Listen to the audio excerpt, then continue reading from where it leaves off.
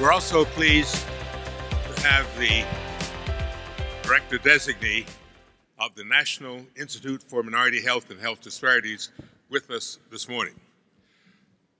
As many of you know, during my time as secretary, one of the opportunities I had was to create the Office for Research in Minority Health at the National Institutes of Health.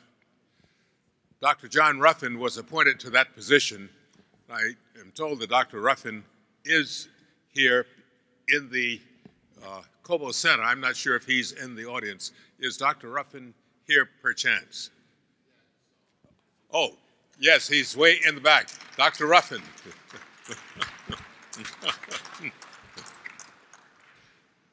Dr. Ruffin was head of this office beginning in 1990.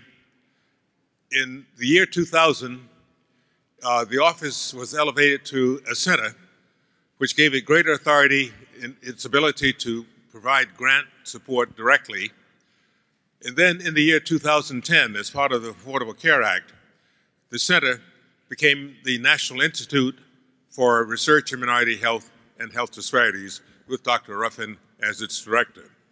He served until about a year ago when he retired, and he certainly did an outstanding job in bringing that idea to an office, then to a center, and to an institute. So I'm very pleased that he's here with us today. We're also honored by having the incoming person who will be heading that institute as of September 1st, Dr. Eliseo Perez-Stable, who is at the University of California at San Francisco, and he officially takes office on September 1st. So he is here in his capacity as a private citizen, and we're very pleased that he could be with us. I have gotten great reports about him from the members of the search committee, an outstanding individual. I've had a chance to meet briefly with him and look forward to getting to know him even more. And he underwent great efforts to be here with us, with his family, I believe on vacation in Colombia, South America, where his family originated. So he's come to be with us today to give us his perspectives on minority health and health disparities and some thoughts about the institute that he'll be heading officially as of September 1st. So it's a great deal of pleasure that I present to you Dr. Eliseo Perez-Stable, Director Designee of the National Institute for Research in Minority Health and Health Disparities.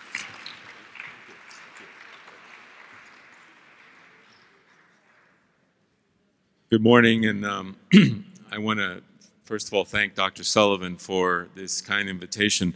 When my position was announced on, I think, April 28th, I was at home exercising, and my not yet 18-year-old son, who I was to take to high school, came running down with my cell phone and says, "You have a phone call from Dr. Sullivan." He wanted to congratulate me and also invited me to come to this meeting. So it's a real honor to be here and share with you my thoughts about the topic of health, healthcare disparities and minority health. I do want to emphasize that I'm not here in the capacity as a director of the NIMHD. I am the incoming director, so I am actually presenting on my perspectives on things and not any kind of agenda for the Institute. So I wanted to start with some comments about definitions and say that the disparities are differences that we see in health outcomes or processes that are a disadvantage for a traditionally disenfranchised group. This is a frequent question brought up about differences. Are they disparities? There are differences that are not disparities, such as that white men have the highest rates of coronary artery disease, even to this day. And then there are also some disadvantaged groups that may have better outcomes, and some of this is the dynamics of migration, as we have learned.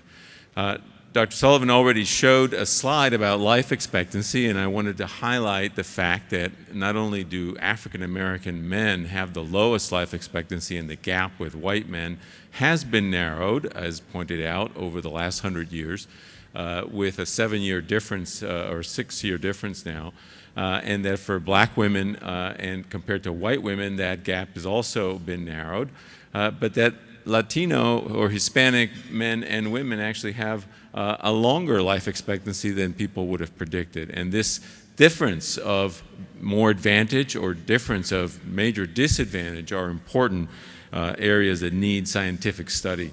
And these are data that were released by the CDC not quite 10 years ago.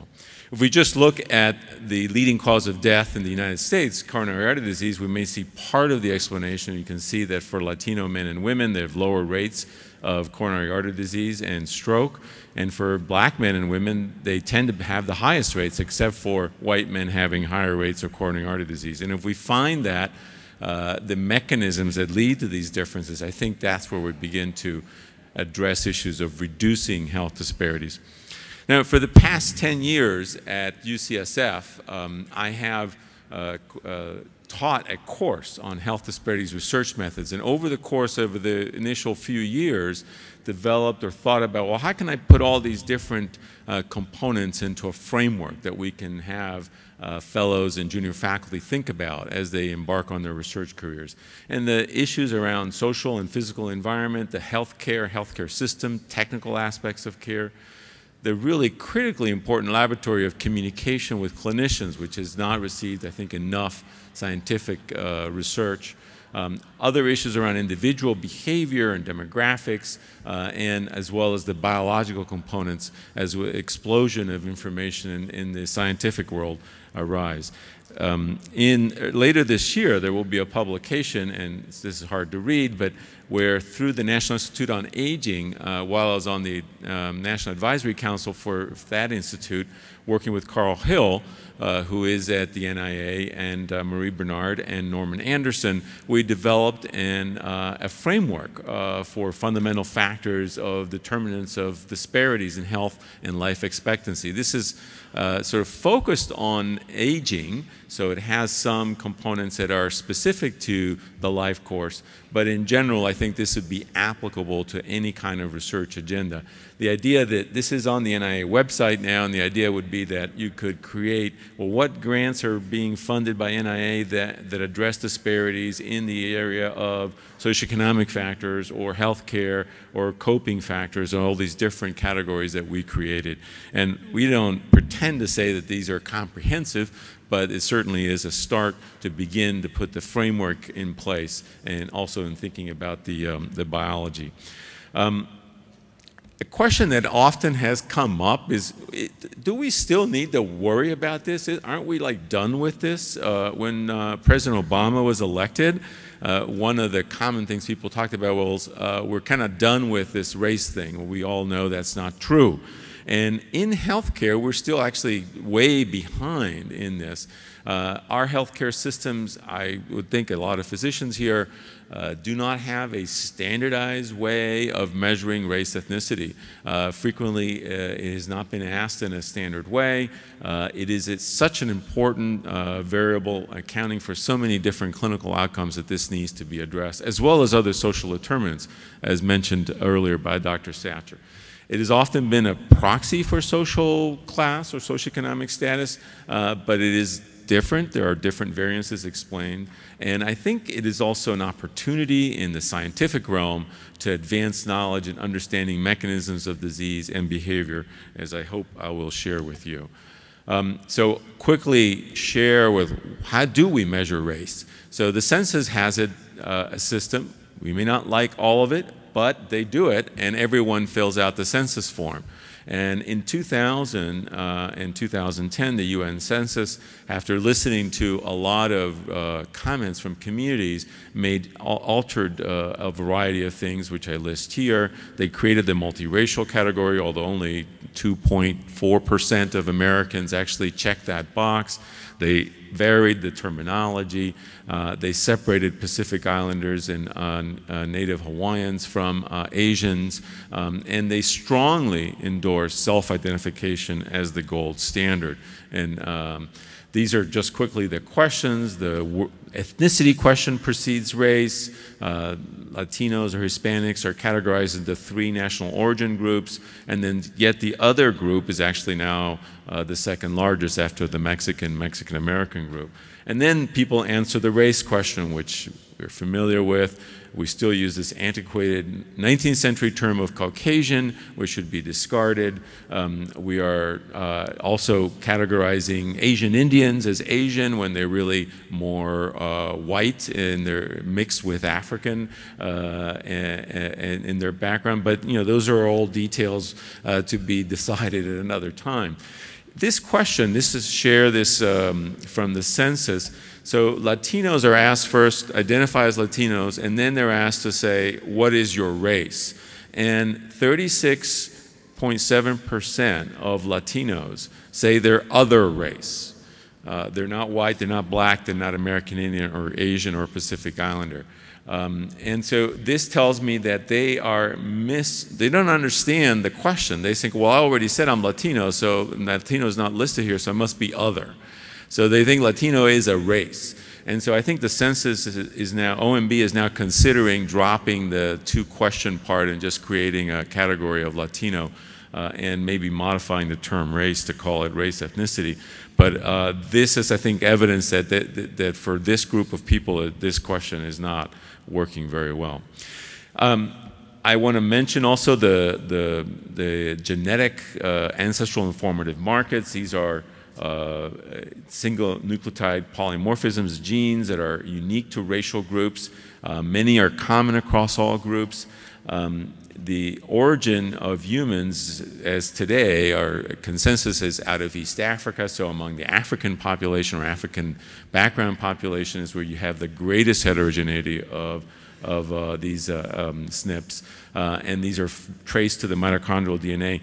This is a tool that is important in understanding what happens to lead to different outcomes, and I think in collaborating as maybe in social science, epidemiology, clinical science, we're not thinking so much of these terms, but using tools that are available as the basic sciences advance are really critical to understanding these mechanisms. And I think that being open to this, and I'm comfortable that basic scientists are open to this, that this is an area that needs to be advanced. There are at least these 4 large population groups that have been admixed racially. Most geographic areas have remained separate, and this is going to change as globalization takes hold. Latin America is one, 500 years of admixture with Europeans, Africans being forcibly brought, and the indigenous people, and even some Asians, East Asians. The South Asian admixture is much older, 20,000 years or so, and it's primarily whites who came into India, but then also Africans and a little bit of East Asians. Hawaii is a more recent admixed group with Pacific Islanders, whites, and Asians, and then African Americans are also admixed, although in the U.S. For a different reason, being forcibly brought, and then the admixture with the predominantly with the white population. Now, in thinking about healthcare disparities and minority health, as we call it, race ethnicity to me is central.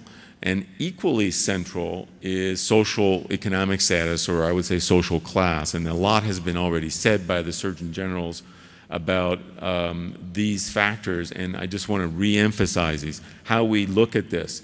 We usually ask about education. It is an enormous predictor. In fact, if you said, what's the best way to reduce health disparities in a country with a population, is to get more education for the population and better quality education. Household income, occupation, the life course SES, understanding that what happens to children early on in their life is really important in adult health. And scientists are beginning to really understand that in utero effects will lead to asthma, more importantly actually than what happens even in the first couple of years in some cases. So, and then parental education, occupation, really reflects where are you coming from, and this Nancy Adler at UCSF has developed a self-perceived status on a ladder, which is another way of trying to measure the social status an individual perceives as well as others perceive them. As physicians, and until very recently, I've been a primary care general internist at UCSF, and we don't do a good job asking these questions. I frequently, on rounds when I was on the hospital service, in talking to patients, I would be the first one to ask them, well, how far did you go in school? What kind of work did you used to do before you got sick? Or what did your parents do? Once in a while, someone will take some offense about that. What does it have to do with my health? But I think the residents and the medical students could begin to understand that these are really as important or more important in many cases than the typical medical things that we talk about. And so I think that one of the things that needs to be changed in our clinical systems is to incorporate these factors in everything that we do. They're always important. And I would argue that's the case for race and ethnicity as well. But ultimately, social class is determined by wealth. And we don't measure wealth. It's really hard in research to try to get to total assets.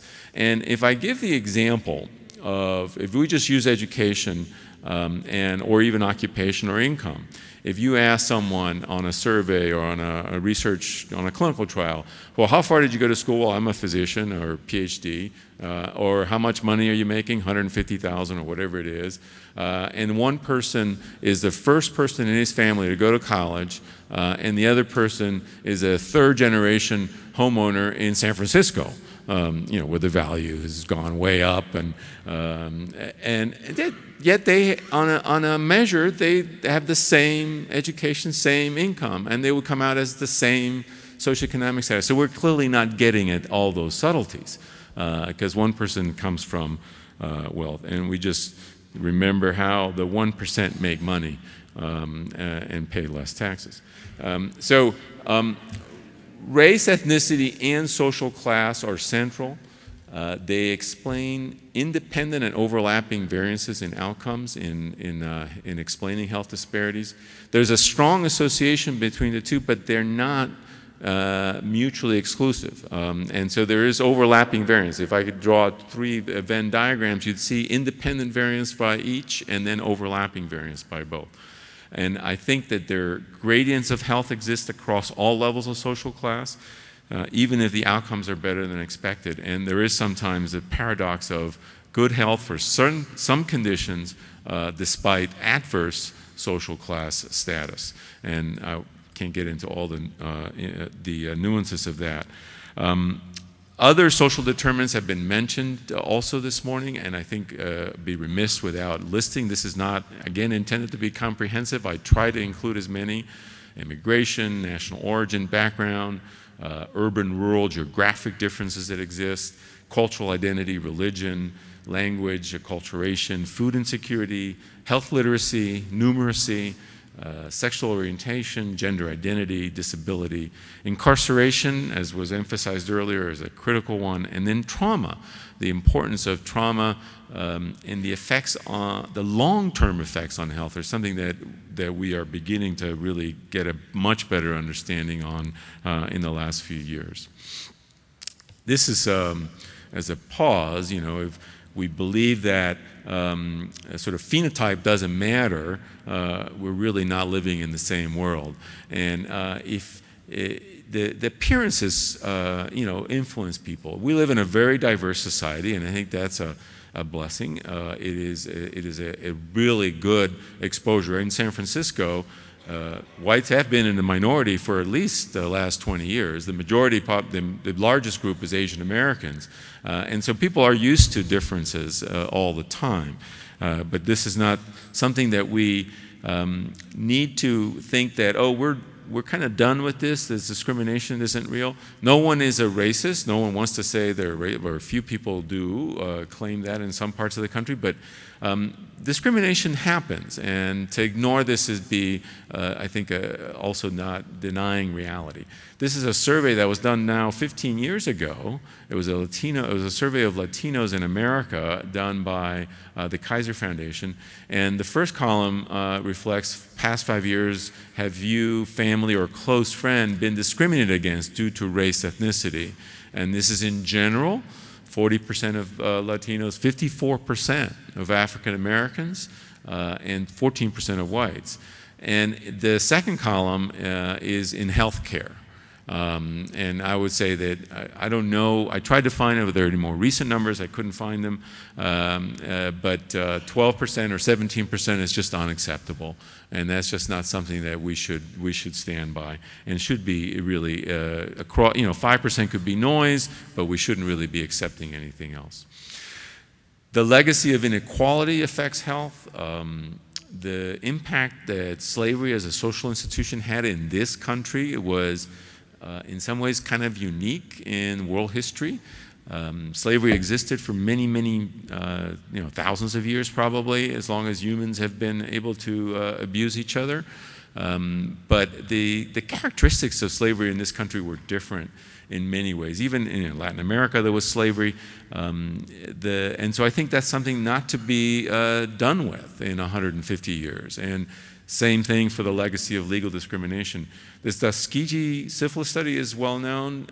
Fewer people are aware of the Pima Indian diabetes study in Arizona, where we observed Indians, American Indians, get obese, physically inactive, and develop diabetes at an exceedingly high rate because they were moved out of their normal environment and agricultural work into areas where they were provided with fast food in order to get access to their water. This is in order for Phoenix to be built, and this was observed by researchers, much like Tuskegee, and reported on with articles, and then this is also something that we have to avoid for always in the future.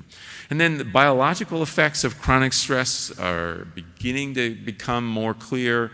How that relates to diseases in adults is not quite yet fully understood, and I already talked about childhood trauma.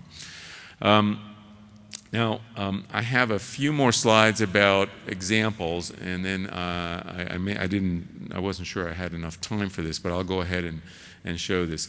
This is cancer rates in the U.S. Among men, and there are many differences here by race, ethnicity. So this simple metric of asking someone their race or their ethnicity shows these enormous differences.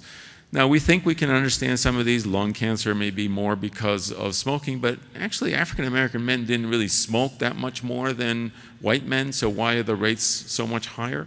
Or prostate cancer, which is a whole unknown. So these are unknown things that using race or ethnicity as a factor, as a predictor, is an important laboratory to understand mechanisms. It's not just about reducing or eliminating disparities, but it's understanding biology and what leads to disease. And it's an opportunity that we have when we see differences like this. Smoking, tobacco use also varies by race, ethnicity, and by gender. Very low rates for Asian women and Latino women, but it even has a bigger gradient by education in this country, with high school dropouts or GED having the highest rates at rates that are really, looking back to like the 1960s almost, as opposed to, and I don't show the folks with a graduate degree, is down to 5%. Fortunately, less than 1% of entering medical students are smokers, and in the last 15 years, nurses have also quit smoking in large numbers, and so their rates are now quite low as opposed to 25, 30 years ago when they were much higher. Why differences in lung cancer? There could be many. I list a few here. There is about a 10 to 20 year lag. We did a study a number of years ago on nicotine metabolism and showed that there were differences by race. This is in the clearance of nicotine and cotinine, which is the metabolite of nicotine, and found that among African Americans, the intake of nicotine per cigarette was actually higher. And since nicotine may or may not be a culprit in much in leading to tobacco-related disease, but it certainly is a marker for all the 150 carcinogens that are in combustible tobacco. This is all from tobacco smoke. There is a large study called the multi-ethnic cohort study on lung cancer, This was results published in the New England Journal a number of years ago, about 9 years ago. And without going through all the details, this is an observational study identifying cases of lung cancer prospectively. They used African Americans as a reference group. Their inclusion groups were Japanese Americans, Latinos, and Native Hawaiians and whites. This is between California and Hawaii. Is this out of USC, I think, is the site. And these results are really startling and unexplained. There are two things. The main point here is that for the same amount of cigarette exposure and the same outcome, lung cancer, Latinos, Japanese Americans, and whites have lower risk of lung cancer. So something's going on between the interaction between the individual, what they bring to the table as their race, ethnicity, and this very clear-cut carcinogen that causes 90% of lung cancer. And this is a mechanism that isn't understood, and I think it's an opportunity to explore. I think that one was already shown. Another example I'll show you is diabetes. This is a study from the Kaiser Permanente Medical Care Group. It was an observational study. It's actually still going on. 62,000 patients were enrolled. You can see the distribution is a Northern California reflection of Kaiser. It's a setting of uniform access and more or less standard care, clinical standards.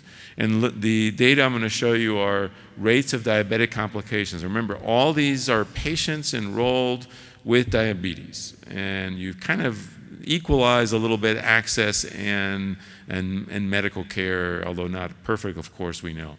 So I'll show you what happens after 10 years. This is heart attack rates. African Americans, Latinos, and all Asians combined actually lower than whites. They're lower for their diabetic-related complications in the fully adjusted model, as well as the just stage and sex adjusted. And among Asians, if you look at the Pacific Islanders, we're higher. If we look at diabetes at end-stage renal disease, they all have higher rates of end-stage renal disease. So same disease, diabetes, same setting, more or less standard treatment, and yet you see less heart disease in these minority groups and more renal disease.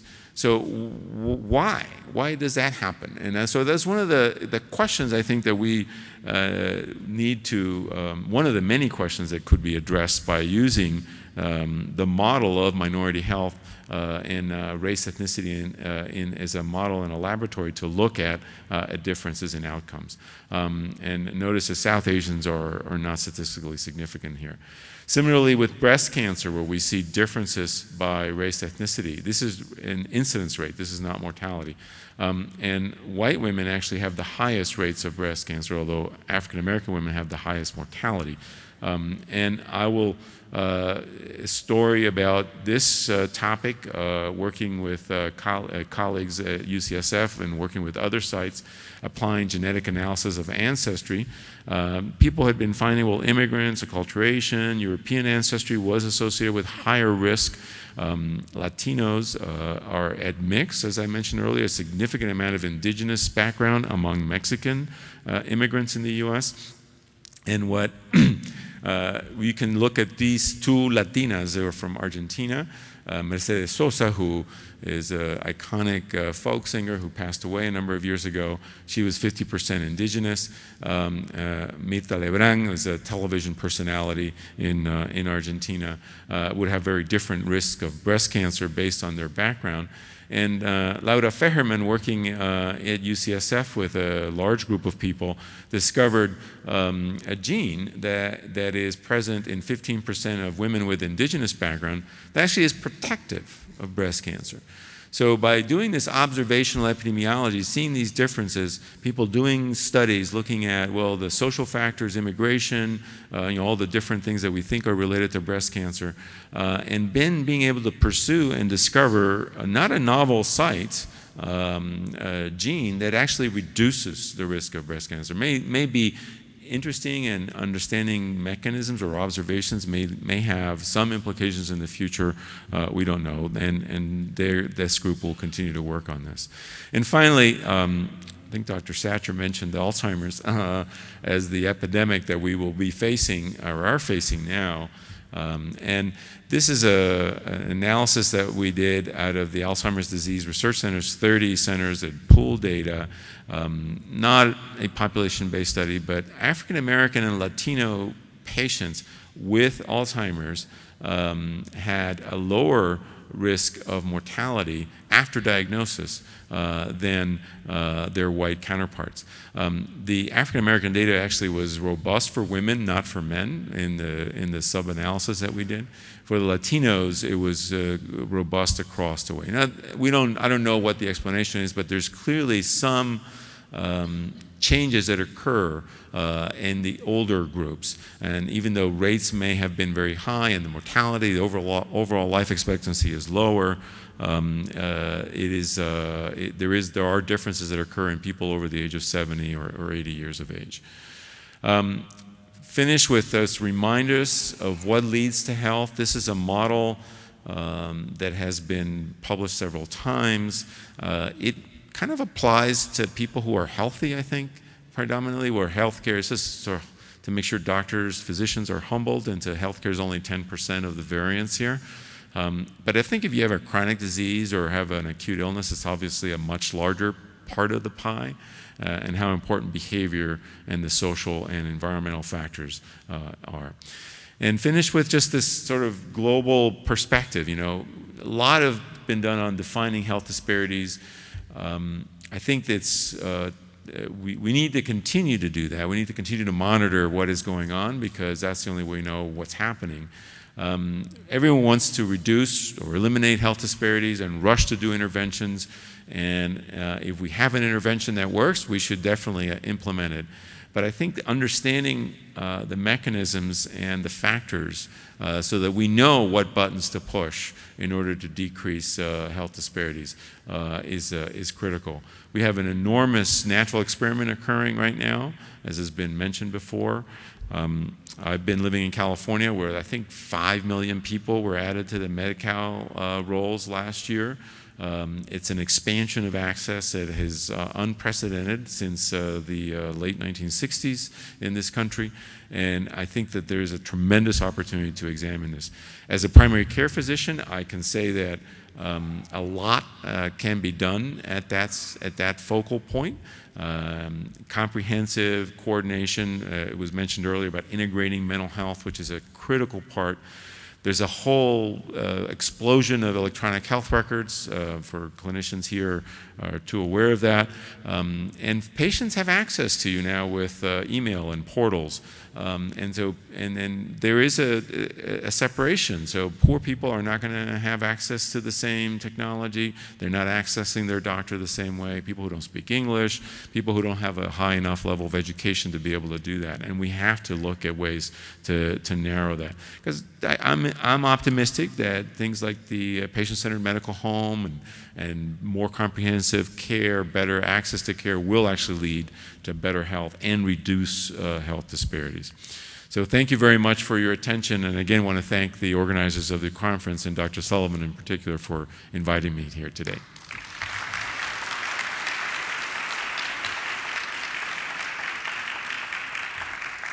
we have time for questions? Or?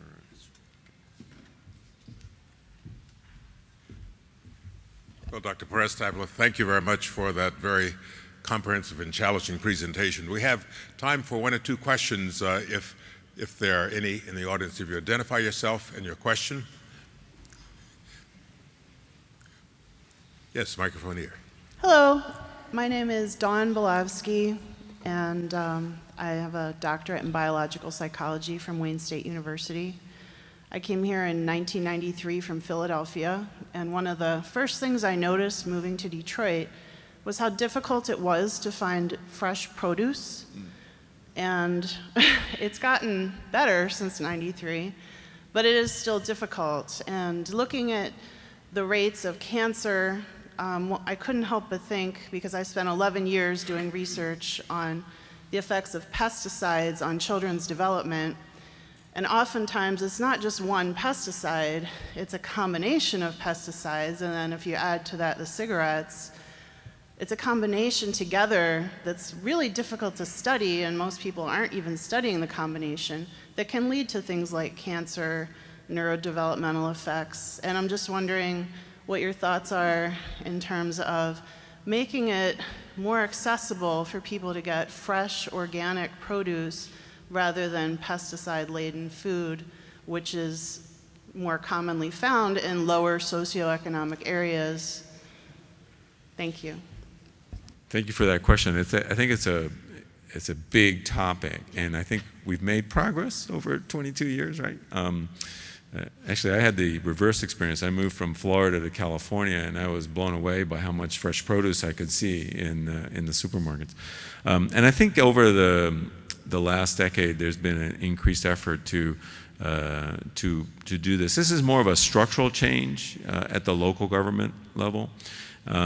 It's also a consciousness issue of people saying, well, you know, be able to buy and make them less expensive, because often you say, well, I'm going to go buy fresh produce, but it's actually a lot cheaper to get calories another way, and if my food budget is limited, you know, the people who have food insecurity, it's going to be hard to get them. So through working through food banks, I think there's another way of kind of enhancing access to low-cost produce. You know, the science on the connection of pesticides and cancer is murky. Although there's a lot of research, it's hard necessarily. It's, you know, factors are playing a role here. Yet the science about tobacco causing cancer is irrefutable, and so I think they're all, you know, priorities will get placed. But I totally support you know, eating healthier globally in terms of better health, decreasing the epidemic of obesity and diabetes. So I'm all for it. There are some innovative programs I've seen where you get the fast food stores change the research that people have been putting the fresh produce up front and then the other stuff further back, make it harder for people to see. I think figuring out how we can subsidize the producers to bring it to the population more easily, or other mechanisms that can work. So. Thank you. And I would be remiss if I didn't mention a program at Wayne. It's called Seed Wayne, that started up a farmer's market on campus and is trying to make fresh food more accessible. Fabulous. To the community. Thank you very much. I'd like to comment that questions are free. Promotions we charge for. Next question. Renee Jenkins, Pediatrics, Howard University. I was thrilled to hear you talk about the initiation of some of these outcomes in childhood, because we still have trouble making that connectivity. But I was also interested in whether we are looking at any models that have the family as the unit of study, because there is so much that initiates there that goes back and forth in terms of intensifying the kind of outcomes that we're concerned about. But there are also opportunities there, obviously, for prevention within the family unit. So I'm just interested in that. That's a great question. So the family as a unit, probably wasn't on any of those frameworks, is actually an important social component of both support, nurturing, and sort of growing up. And what has happened to families in modern society, I think, is a topic of great emphasis by sociologists, some psychologists. But in health, except for maybe pediatricians and a little bit obstetricians, gynecologists, we haven't given it as much importance. We do care about social support and who lives with you and how do you get support, but I think it's a critical part, both for economic support, learning, and then also unfortunately the abuse, since there's a tremendous amount. Most of the abuse, as we know, comes from people you know, and this good amount of the violence that occurs comes from people that are known to the victim. So I think your point is well taken, and I think it's a valuable thing to promote. Yeah.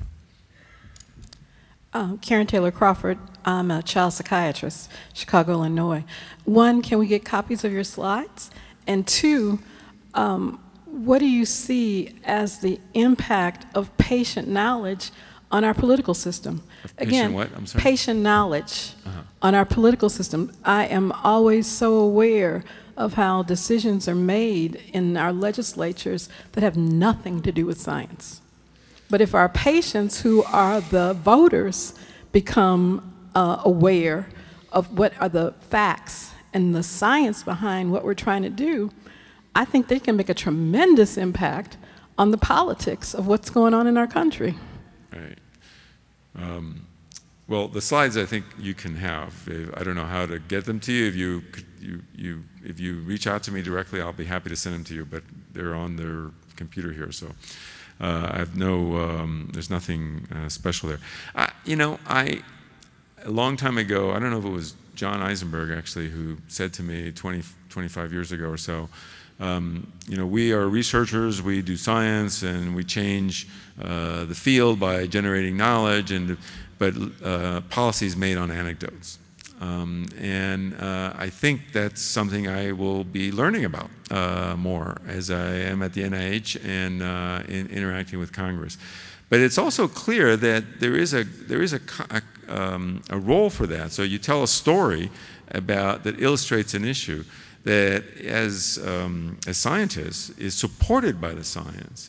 Then you can move the field forward that way. And how we can persuade or move the legislative needle in this country at this point is well beyond my job description, but earlier comments I think reflect some of those frustrations. But I could agree. I couldn't agree with you more on that. I think local action is often a good way to start for communities.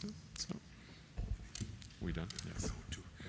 We have two questions at the microphones. We'll take those and ask them to be brief, and then we'll proceed. So, proceed. Good afternoon. My name is George Hill from Vanderbilt University School of Medicine. I just wanted to congratulate you on your position and also encourage you to continue the legacy that John Ruffin has shared with us. Your work is very, very important. I was really struck by the GWAS data that you showed with regards to Mexican Americans and a protective potential for some genes that have been identified for breast cancer, yes. As you envision your portfolio, do you see personalized medicine and those type of studies being very important, being pivotal, and particularly with regards to looking for protection as well as situations where there is related to the disease occurring? But the protective nature was intriguing. Right. No, I think that discovery of a protective gene is intriguing, and it was just published last December. So that's why I shared it with you as a mechanistic finding that over about, I don't know, maybe not quite 10 years developed. There is no agenda that I can talk about or know about, so I can't really reflect on it. There is actually an RFA that is out. I learned about it the same way most people here did. I got an email and I saw it for the Centers on Personalized Medicine out of NIMHD. So I will find out more about that and see what kind of applications come in. I don't think it's an area that we should ignore. I think it's an area that we should embrace and look at what can be contributed and collaborate with, as opposed to either feel that, oh, it's genetic, I can't cope with that, or genetics are all the answer. No, I think it's a tool that we have to figure out how they interact and to lead to the outcomes that we care about. So, and one last question here. Hi, Doctor. My name is Victor Lloyd, and I wanted to thank you for the opportunity to listen to what you had to say today. It's very inspirational, and I actually had recently did some research in the local community here where I grew up. And about a month or two ago, I've completed my doctorate degree. And it was very inspirational, a lot of the different things that you've been sharing with us today in your presentation, because I sort of sensed myself as being a sort of a soldier in the field, because I grew up homeless in this area many years ago, and there was about a group of 12 elder black men that helped raise me. And I went through the Jeffrey Projects area around here, and that inspired me to become involved in some way. And they always applauded, like a lot of the Surgeon Generals were saying, the value and the need for education. So as I was mentored and adopted by some of the one of the elder black men that helped raise me, I went through life and tried to find out a way to be more of a participant in making a change in the community and the disparities that were happening as I was raised in the Afro-American community. And what happened is I got involved in some social programs that really, that helped me through education. As an Upward Bound graduate, I went to Murray Wright High School in the local area here. Finally got involved and got an award from Barry Gordy Jr. from Motown Record Corporation, who helped inspire me and pay my way for my funding I needed to go to college. And one of the things I found out was I reconnected with a lot of my contacts in the neighborhood and worked with a lot of the pastors in the local community. And I met with a lot and recruited a lot of African-American women, and my research focused specifically on single African-American women between 25 and 40. They had no children. I was looking for a small pocket of women that were having these disparities that I noticed as growing up as a young man, that lived in the area of Detroit and were members of a faith-based church. So I got really involved in the African-American church community, and recruited a lot of these women, and we had these sessions that helped me collect my data that produced a couple of things I'd like to share with you. It reiterates some of the things that are still going on. Although my population was not a large population, it shows that there's still a significant issue for this in our community. And they had reported there were about 15 different things they reported, but of the top 5 things, understand my primary care needs was critical to them. Shortage of available primary care was another one. Fear of doctors was another one. Financial hardships that were limiting access to care, and care quality. I listened to a lot of cries, a lot of pleas for help and things like that. One of the things I wanted to do, and where I used to beg for food in the local community, I'm now the president of the Cass Corridor Neighborhood Development Corporation, and I'm trying to find ways to give back to the community by doing research programs in the area like this. And I've recently was also, I got a job as a manager of primary care practices because I worked in healthcare as a consulting engineer as I raised up through the years and took the value of education to help implement patient-centered medical home concepts in some of the local hospitals in the area and meaningful use programs for a lot of physicians. So I work very closely with a lot of those doctors, primary and primary care. And I was wondering if there's ways that I can continue to be a soldier in the field, because I like doing that work in the community, and how funding opportunities would be available for someone like me with my fresh, discharged interest and want to be able to go forward with this. Well, thank you. Thank you so much for sharing your personal story. I think that's very inspiring, I think, for us as well. I think, you're connected, collaborate, find opportunities in contributing at the community engagement level in primary care, in the healthcare setting, or in specialty care, either, in caring for the underserved, and you will be able to move forward in the field. So thank you very much. Thank you, sir. Thanks. Thank you.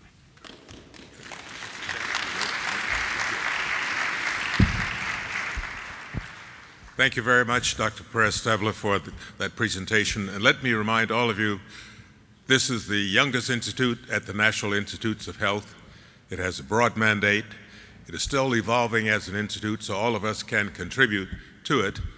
It has one of the smallest budgets, but one of the largest mandates. So all of us really pledge our support to Dr. Perez-Stable as he assumes this responsibility in heading up this important program. Our next speaker, Dr. Henry Foster, I think really needs very little introduction to most of you. I'd say a few things. First of all, he is one of the people in the audience who is as old as I am because we were classmates at Morehouse College.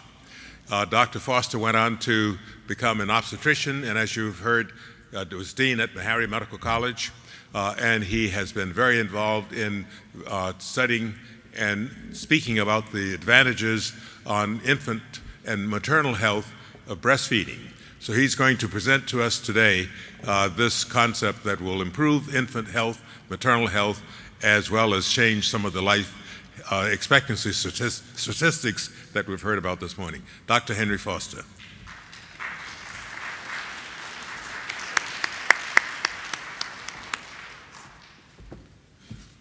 Thank you, Reverend. Good. Yeah, thank you very much, Lou, and I say thanks to the audience. It's good to be here. I appreciate your indulging me on a very important topic and subject.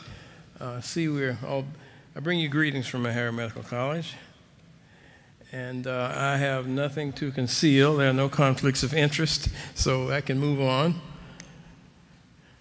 Oh, I went backwards. There we go. And you all know the topic. Well, maybe you don't. Increasing breastfeeding challenges and opportunities. I guess we need to dim the lights for this. No, we don't. Some of you will recognize this poster. I'm very proud of the National Medical Association. It has recognized the importance in addressing this whole issue of disparities and in trying to increase the breastfeeding rates among particularly African Americans.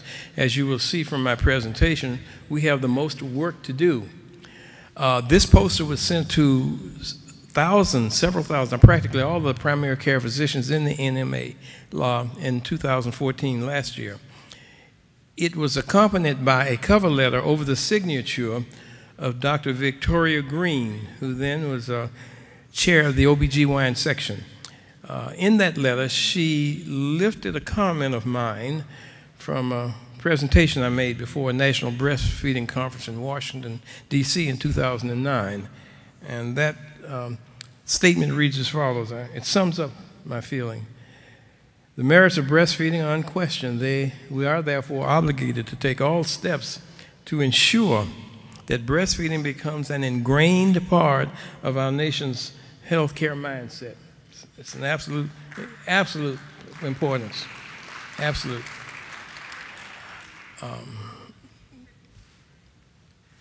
We're getting some traction. This is from my own institution. Earlier this year, the Department of Surgery hosted an HBCU Disparities Symposium. They were looking at preventing rapid weight gain, infant gain in toddlers. We've known for years that infants who breastfeed in the aggregate have less childhood and adult obesity. So this is a reason. And this poster comes from what I call my own department, the department I chaired for 17 years, and created the W.F. James Symposium 27 years ago. Dr. James was the first Meharry graduate to become certified as a diplomate of the American Board of Obstetrics and Gynecology. He chaired that department for 27 years. But our topic was breastfeeding, the original organic food. Now, very briefly, in the short period of time that's allocated to me, I'm going to touch briefly on these 5 areas: benefits, prevalence, barriers, interventions, and challenges and opportunities. And the benefits we're going to look at into 3 categories: those for the baby, the mother, and society. For the baby, I did too. Much easier to digest. Anybody who's breastfed knows that, or have watched these. These babies have less colic, a whole bunch of things with the intestinal tract. But the most important thing, the colostrum contains critical antibodies. IgA is a major one. About 90% of colostrum of the antibodies is AGA. You have IgM, IgG. Very important. Babies are less likely, because of their antibody protection, to develop ear infections, diarrhea, or respiratory infections.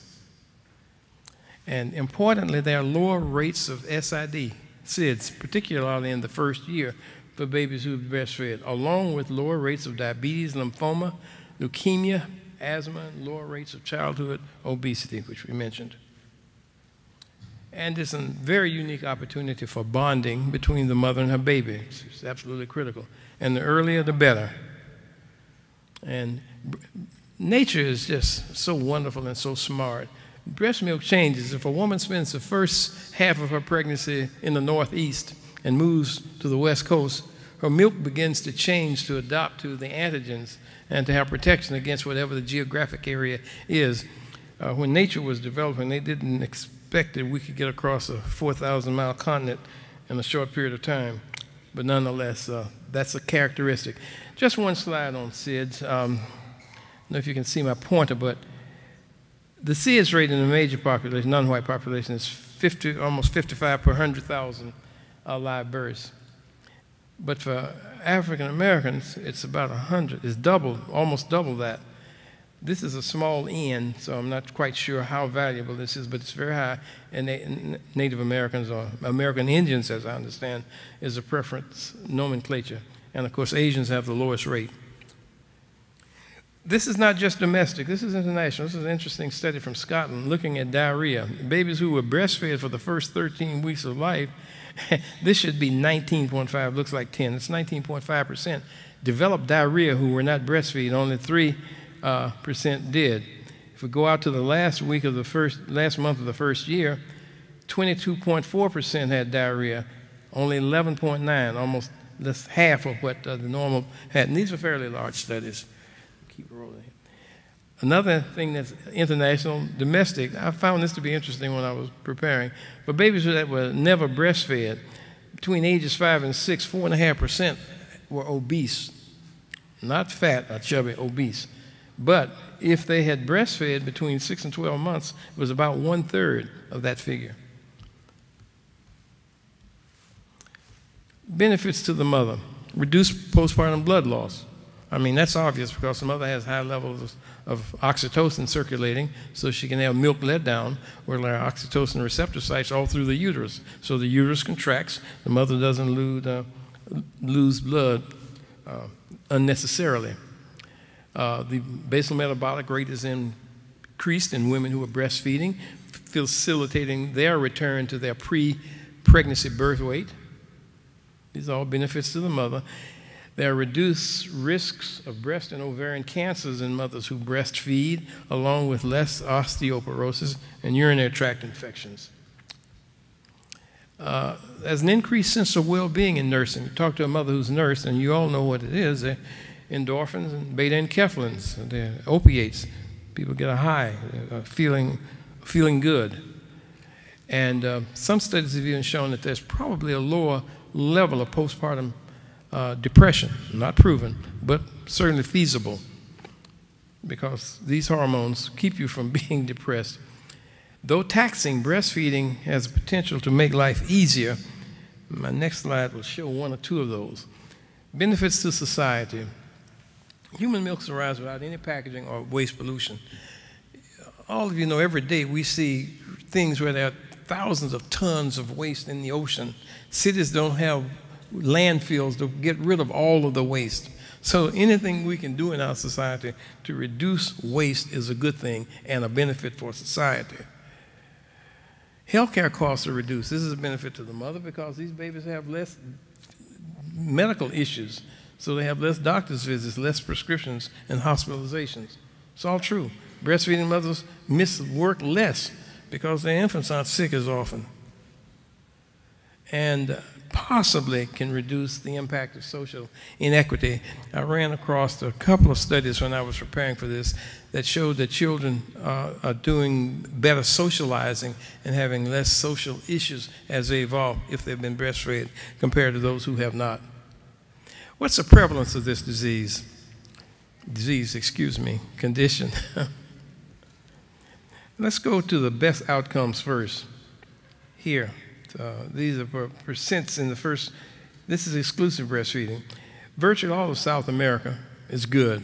Peru, Brazil, Bolivia, Chile, and most of sub-Saharan Africa is very good.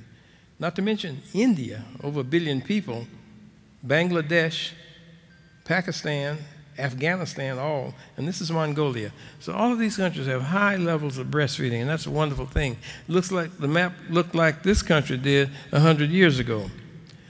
But it all seems that the more developed countries, the westernized countries, have the lowest rates of breastfeeding. And as certain parts of Africa become westernized. But the biggest paradox is UK. There's a real paradox with the UK, which you're going to see on a slide or two.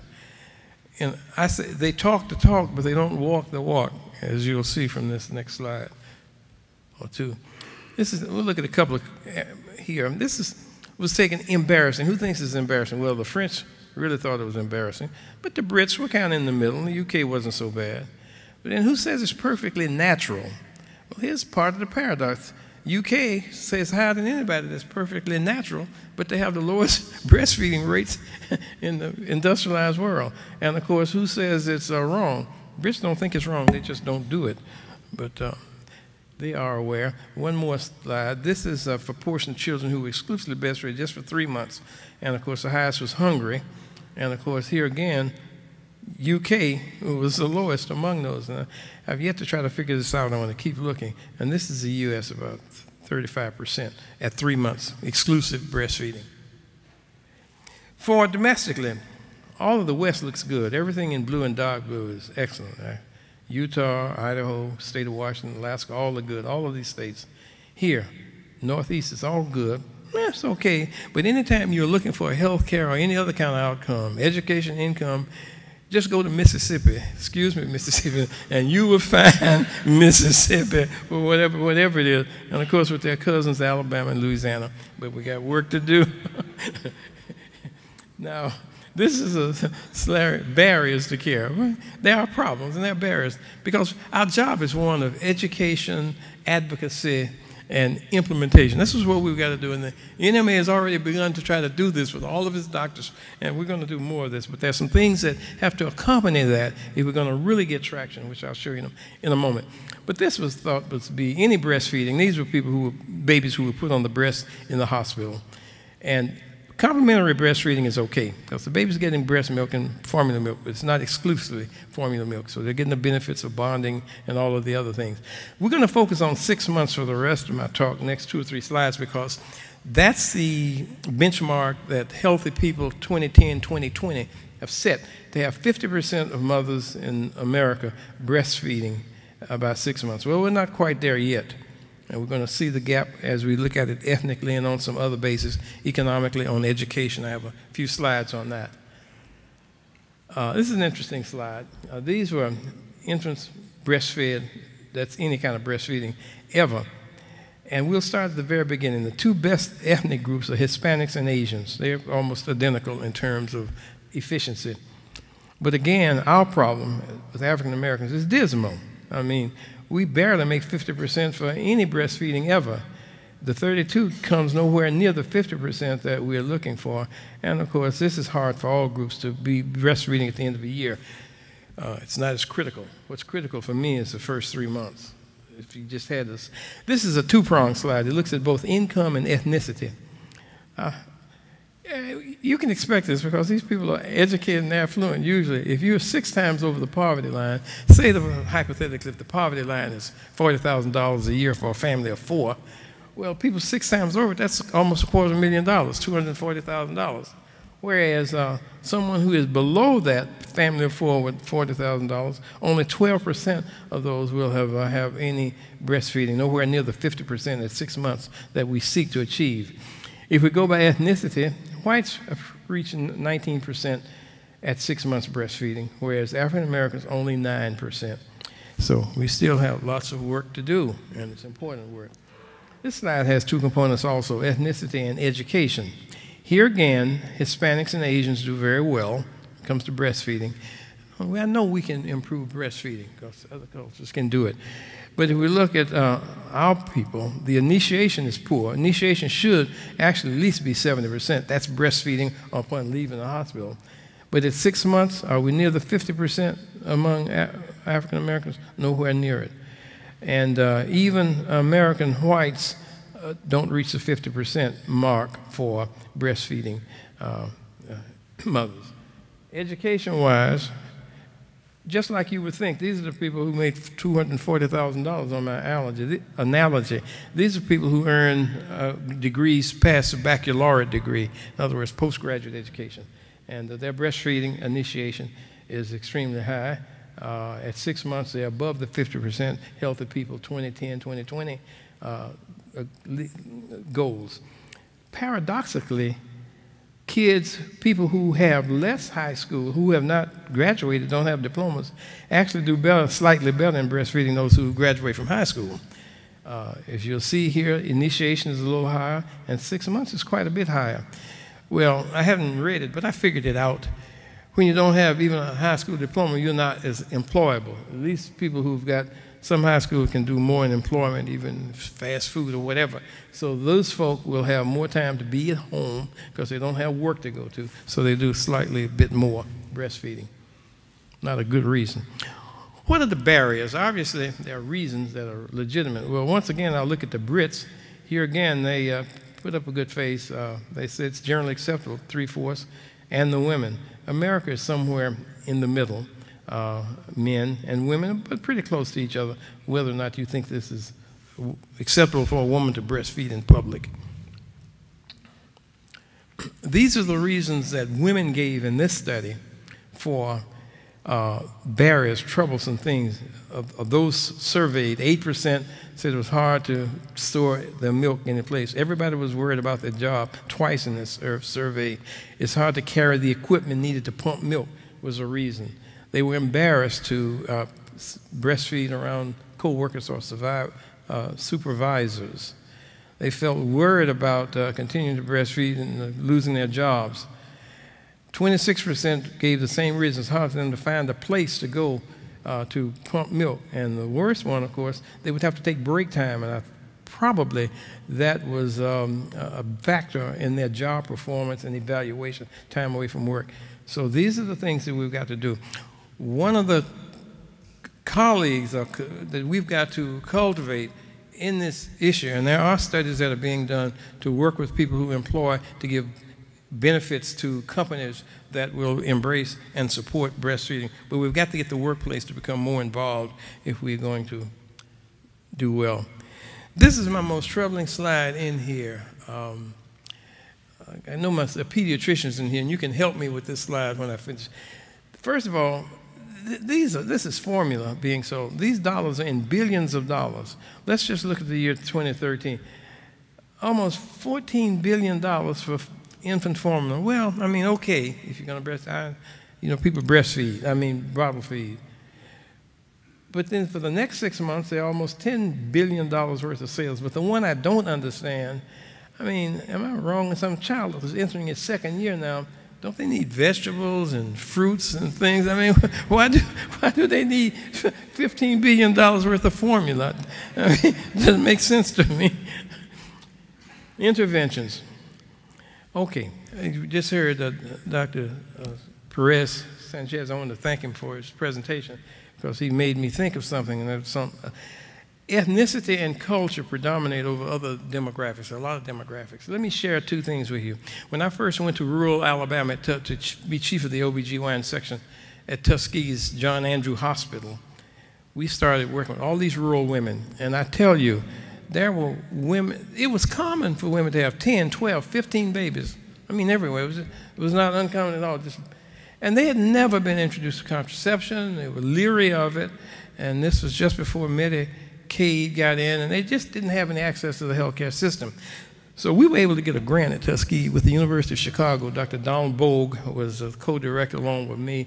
We got funding, and we identified senior women, black women in the churches, in the communities, trained them on how to serve as advocates and educate the younger women to use birth control, to use contraception without fear.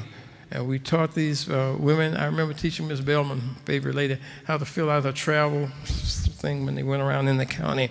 Well, to make a long story real short, I was in Tuskegee 8 years, and we saw a decrease in the pregnancy rate, mainly because women had begun to trust, because of culture and ethnicity, they trusted these women from the church, women they had grown up as little children, little girls, and they would buy into it. The other two things are interesting. I don't know how many of you here, you should become familiar with it. The Arthur Ashe Institute for Urban Health. They have some wonderful programs. Yeah, I see a few heads nodding. They have a program first for women. They have one for black women called Black Pearls, and one for Latino women.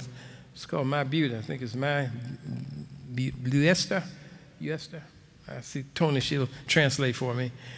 But they teach and provide stipends to hairstylists. They educate them about pap smears, breast examinations, and follow-up. And they're periodically retooled to get these women to, it has good traction. They've done the same thing in barbershops with men. The barbers are trained, educated, they're paid funding, their training is retooled, and they primarily focus for black men on hypertension and prostate cancer. And of course, faith-based organizations are always an access, but remember, far more people go to hairstylists and barbers than go to church. So you got a larger audience there, don't forget that. And of course, you should maintain your liaisons with all your kindred organizations. Those are opportunities. Again, the other part, which that's some work going on, that's some traction, but we've got to make this holistic. Hospitals have to be involved if we're going to really make progress. That's where the babies are born. As an aside, that's not where they have to be born. In the Netherlands, 70% of babies are born at home delivered by nurse midwives, and they have the best healthcare outcome in the world, but they have a good system, and it's not all about money. It's about other things. But nonetheless, now we've got to get hospitals to come in. The hospitals have to do these things with policy, assessment, education, breastfeeding education, breastfeeding techniques, to teach women about the latch. You know, those of you who don't know anything about breastfeeding, how the baby has to latch to get the maximum amount of sucking. And of course, premature babies have trouble, but they don't have to create negative pressure to get the milk out. You all know it's a hormonal reflex that causes oxytocin letdown, which causes milk outlet. In fact, mothers can hear babies cry sometimes when they're getting ready to feed, and they'll start losing milk. So, oh yes, they'll just from that cycle. And of course, that's part of the cues. No pacifiers, please. And you have to have discharge support. This comes from a group, Baby Friendly. This is hospitals. Some of the things I just said. Mothers have to initiate with 1 hour after birth. The baby should be put on the baby's breast, actually while she's on the delivery table. We used to do that at Tuskegee. Mothers should be shown how to breastfeed, maintain lactation, how to maintain the latch and the things I just mentioned. Give newborns no food or drink, exclusively breast milk. Rooming in is a must. This has to occur if you're going to do this right. Provide pacifiers, no pacifiers, no nipples, breastfeeding only. Mothers have to have breastfeeding support. Don't give these gifts or these packages with formula in them. That's the biggest thing you have to do is keep folks out of the hospital. These people are powerful. When I served on the board of, this is not a good time to mention Planned Parenthood right now. But when I was on the board of Planned Parenthood, we had some projects in Africa. And Nestle Corporation had billboards all over showing these beautiful ladies with looking like nursing uniforms and fat, healthy babies pushing formula. And it was terribly detrimental. These were countries that had poor water supply. People didn't have the money. It was awful. Well, believe it or not, we were successful. At that time, Nestle owned Stouffer's hotels. And we got all of our kindred organizations together and canceled some of our activities of meetings through Planned Parenthood. And Nestle backed down and took down the posters and all, because they didn't want to lose all the hospital stuff. But at any rate, we promotion these people out there to make money. You saw those billions of dollars. This is one of the good things with ethnicity, back to race. Here, blacks are ahead of both Hispanics and Latinos and other ethnic groups in the provision of nurses in this country. And I'm proud of that, because as we have more African-American nurses, it better places us to intervene and to promote breastfeeding.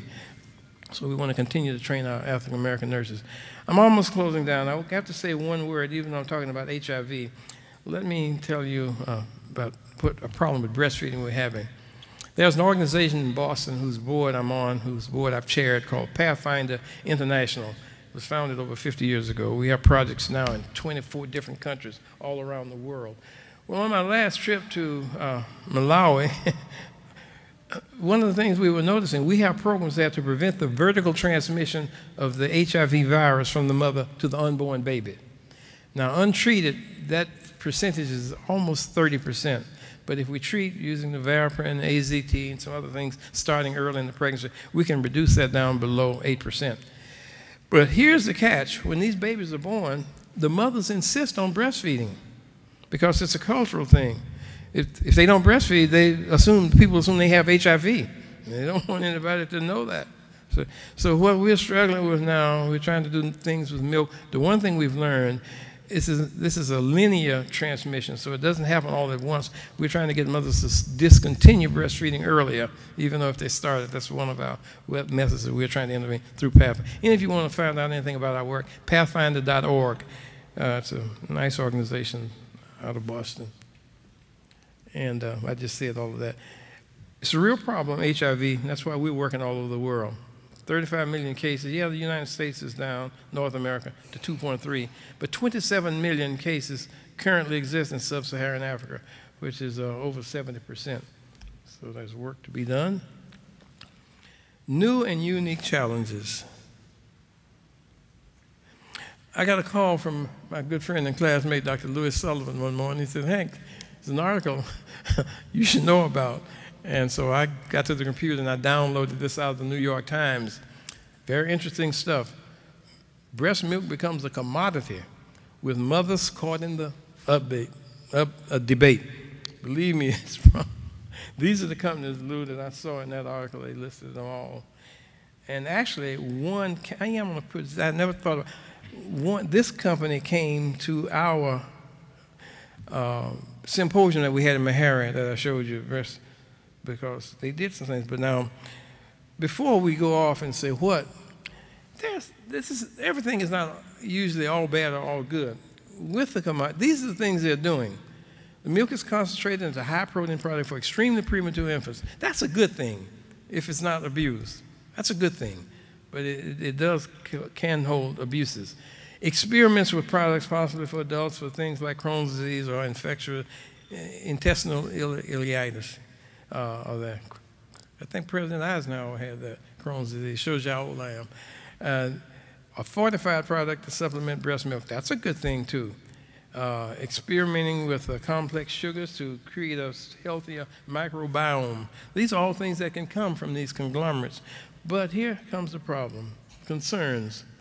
These companies could capture all of the excess milk to be used for the studies that you just saw. That's a problem. This could lead to an inadequate supply of milk for nonprofit milk banks. I mean, the nonprofits are going to always lose to the profits in America. There's just no other way, unfortunately. Modalac, which is one company, this article pointed this out, has already been accused of profiteering, really, at the expense of black women here in Detroit. Buying milk and selling it for almost a pint for almost $100 times more than what it was. And this comes from an organization I had not heard of until recently, Black Mothers Breastfeeding Association. They are concerned, and I think correctly so, that women may be coerced into diverting their milk for their own babies for selling purposes. Unusual challenge, premature infants remain a challenge. They're deficient because the systems haven't completed in calcium, immunoglobulins. They have increased necrotizing enterocolitis because they haven't reached maturity and gotten the immunoglobulins. The mothers of preterm babies need to be taught how to collect. That's absolutely important because even women who are working and going to breastfeed or use breast milk, and I should admit, I normally now use, after the first 3 months, breastfeeding synonymously with any kind of breastfeeding, using breast milk, even though you're pumping the milk and giving it to the baby. That's a form of breastfeeding. They're getting the milk, not total. And believe it or not, we are able to do some things in adoptive mothers to get them to breastfeed. Did you guys know that? Using tranquilizers. And this one drug has actually been approved by the FDA, domperidone, to increase a type of lactation. It's not complete, not the same, but the mothers get the bonding and some other benefits. With those, ladies and gentlemen, in my primary language, I wish you, thank you very much for your attention.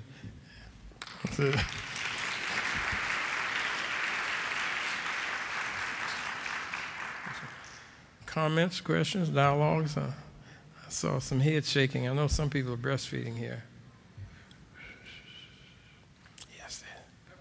Sure, I'll repeat your question. Mm-hmm. What percentage of companies are accommodating mothers for breastfeeding? Is it significant? When you say companies, do you mean businesses? That's what you. I can't give you a precise. No, I know I can't give you a precise figure. There are some, but I think it's really quite small, and it's not organized. Somebody can help me with that question. Okay, Dr. Hill. What is the relationship between breastfeeding and SIDS? And, you were showing that there was mm-hmm. Why there was a decrease in SIDS? Rate of SIDS, and people what is the explanation for that? I don't know the explanation for that. I really don't. Someone may know that in the audience. Maybe my pediatricians know. I don't know. Doctor. Oh, excuse me. I didn't see this. Here. Okay. And then, my name is Dr. Schlueter. I'm the Chief Medical Officer for the Eau Claire Cooperative Health Center. It's a community health center in Columbia, South Carolina. And my question I was going to share with the Surgeon Generals, but it relates directly to this. And this is the big business versus public health. It's clear, as you've shared, that breastfeeding is important to the health of our community, especially our infants and our children, and even us as adults. But obviously you have big business in their profit-making mode and how they've gotten into the hospitals, and how they're advertising to us that this is the way to go. And being in a community health center and seeing our communities, there really is a loss of that education. So our citizens are growing up and they're not aware, they just don't know, but yet the advertising they're getting is the fast foods, the sweetened beverages, these things like formula. And so how are we going to combat that in terms of, for our Surgeon Generals, what they're trying to do versus big business, and how do we see the politics of being able, yes, you guys can be in the corner there and you can talk all you want, but big business is running the show, and we're not going to disrupt what they're doing, even though it's not in the benefit of our public health. Yeah. Questions are good, and it's difficult, but I've already said some of the things that we can begin to do now. The NMA has already begun to do that because it's given priority to the need to educate and to advocate. I mean, that's a start. The biggest thing I said that we can do now is get hospitals to buy in. And what Dr. Sullivan asked about is to getting corporations and businesses to buy in. And there are a lot of ways you can go about that. Depends on where you're located. You can get advocacy groups to use their influence. But the important thing to understand is start the momentum, because nothing's going to happen overnight. It's not an easy thing to do, but it can be done. Breast milk is something that the Surgeon Generals have always been very interested. And one of the things that I did during my time was that the mothers were complaining that they wanted to breastfeed, but the companies will not give them the time to be able to do it. And so we suggested, if you can give an employee 5 minutes to take a smoke, then you should take a mother 10 to 15 minutes to be able to bump it. And the other thing, in the hospital where I work, which is Florida Hospital, we had an epidemic of endocolitis on the babies, less than 1,500 grams, and the only thing that really saved their life, plus the antibiotics, was breast milk. So we decided to do a breast milk bank. Great. And the mothers are extremely appreciative, because with machinery and technology, you can play out the content of nutrients, you can play out the ability to be able to give it to the children without any kind of deterrent to their allergies, and it has been extremely successful because there are mothers there that definitely want to donate their milk. And so in that sense, breast milk banks, there's only one in Georgia, there's one in North Carolina, and now we started one in Florida. They're not very popular. There's one in Texas with a machinery that makes sure that it increases the caloric content, if you want to, of the breast milk of the babies. But we still have a long way to go for something that is wonderful. And then, when I work in UNICEF, the biggest thing that it was detrimental was to the companies. If you're going to give me 6 bottles of Enfamil, then you give me a year load of Enfamil rather than competing with my breast milk. As long as that is not done, then breast milk is going to suffer. And more importantly, teach me how to use my breast to feed, because some women believe that they are incapable because of the way that their breast is or their nipple is. So if we do that, education, mothers really want to do. And I thank you, because I learned a lot today about breastfeeding. Thank you, Dr. Foster. Thank you for your comments, Dr. it's a hodgepodge of things. So, you know, we all like, what is the thing we can do to make it happen? We've got to do a lot of things, and we're hearing the various ones. But countering the media is tough. Didn't just recently, that was a disparaging remark made by Donald Trump about a employee of his that was about breastfeeding. He said it was disgusting or something stupid. So we have to fight on all fronts. Yes, ma'am. And introduce yourself and say, I know who you are, but you introduce yourself. Okay. Suzanne Tropez-Sims, and I'm one of the pediatricians at Meharry.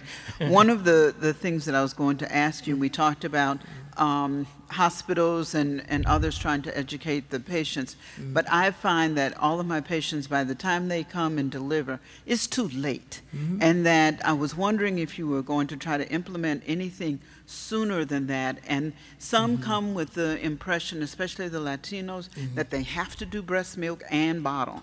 And the African Americans don't even want to discuss breast milk. Oh, no. Yeah, no, you're absolutely right, and that is the thrust of what the NMA is doing when it's out all these posters trying to get women into educational programs about breastfeeding early. And you're absolutely right. You can't wait till the last minute. You can do something at the last minute, but it won't be nearly as effective as if you start early. Yes, ma'am. Oh no, yes, sir. Excuse me. Forgive me. Victor Freeman. I'm an internal medicine physician and the father of a 6-month-old. Okay, good. And for me, the hard part was the literature on the value of breastfeeding has been changing quite a bit. I'm not convinced of all of the original glories of breastfeeding. They used to talk that it had increased in IQ, but when they adjusted for the mother's IQ, that disappeared.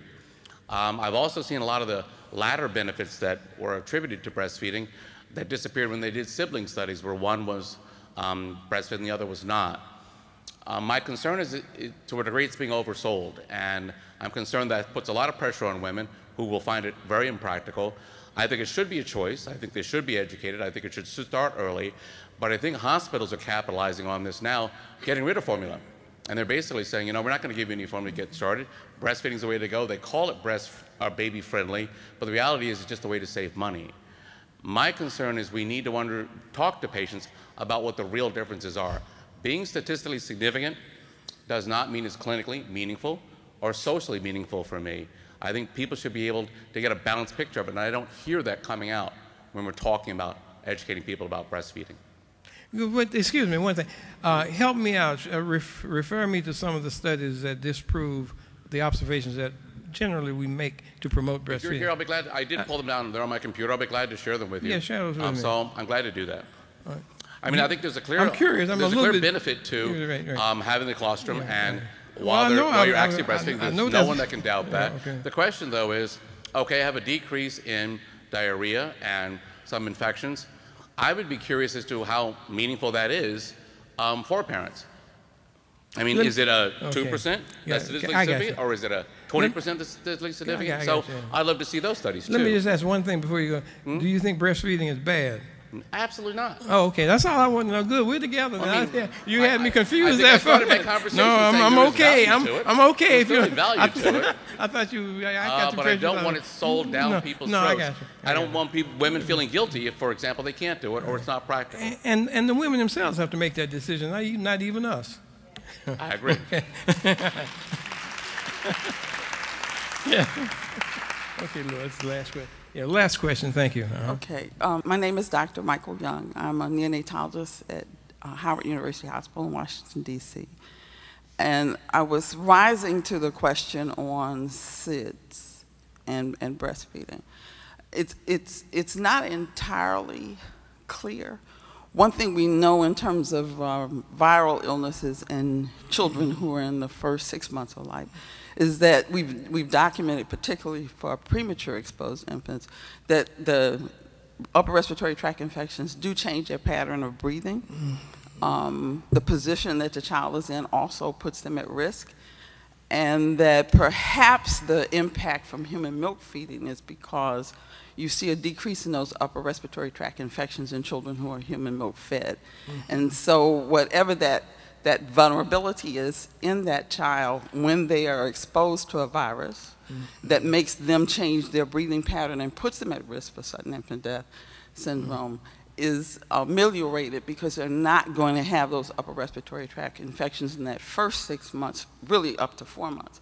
That makes a difference in human milk exposure.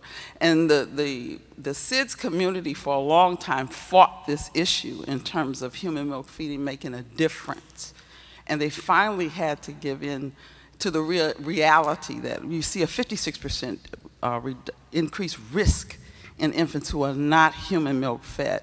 And for our communities in particular of color, we still have this issue with sudden infant death syndrome because we're not breastfeeding at those numbers. Good comment. But I'm so pleased to see an obstetrician rise to this. Howard was part of a collaborative across this country from the NICHQ to increase breastfeeding and to try and get those hospitals to become baby friendly. And one of the things that the collaborative saw consistently across the country is trouble from our obstetric colleagues increasing and encouraging mothers to breastfeed. You see them for 9 months, hopefully. We have them as neonatologists and pediatricians in the hospital for 48 hours if we're lucky. And if our colleagues in OB did not start that conversation, we have a very difficult time in getting mothers to breastfeed. Okay. Baby Friendly wants that conversation to occur by 32 weeks. So that prenatal education is so very vital. What can you do to get your colleagues to take this matter seriously? Have you come talk to them? Oh. No. I talked to them, I'm blue in the face, trust me about that. Your comments are, no, I understand, that's why I'm here, actually. It was a long time ago, but I chaired the OBGYN section for the NMA. But two things, I'll make two comments.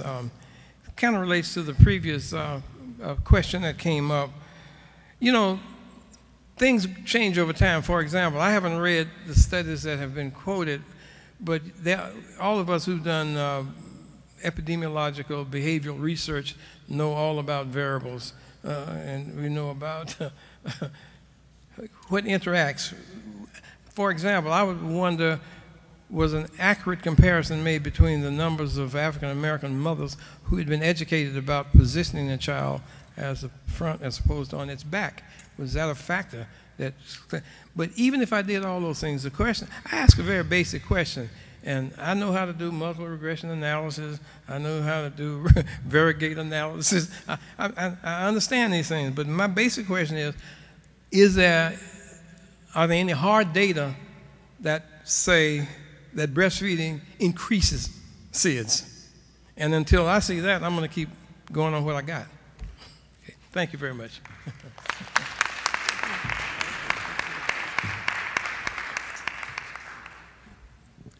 Thank you very much, Dr. Foster, for that very great presentation. I'm sorry. We've had a great session this morning, but we have yet to hear from Dr. Satcher, a former Surgeon General. This has been about how do we influence the life expectancy, the health status of our citizens. So Dr. Satcher, who has had a distinguished career as president of MARI, head of CDC, assistant secretary for health and Surgeon General, is now going to talk to us about how to influence our lifestyle and its effect on our health. Let me also, while he's coming, tell all of you, we have in the exhibit area a book stall where books of a number of people here on health are available. Dr. Satcher, Dr. Foster, my two books, also the ones by Dr. Gus White, and others. So I invite you to visit that where you'll have a chance to see them.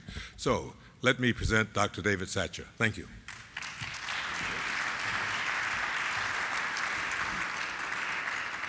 Thank you very much. I'm going to be brief. I think you're aware of the fact that Dr. Sullivan and Dr. Foster were classmates at Morehouse, graduating in 1954, and they often argue that that was the greatest class. And of course, I argued that it was a class of 1963. So I think they tried to have the last word this morning. But the main point I want to make, of course, that I don't think we've made very much in the past is the impact of human behavior on behavior health. And I'll say that again. I think when it comes to how behavior affects behavioral health, it's something that we have not talked a lot about.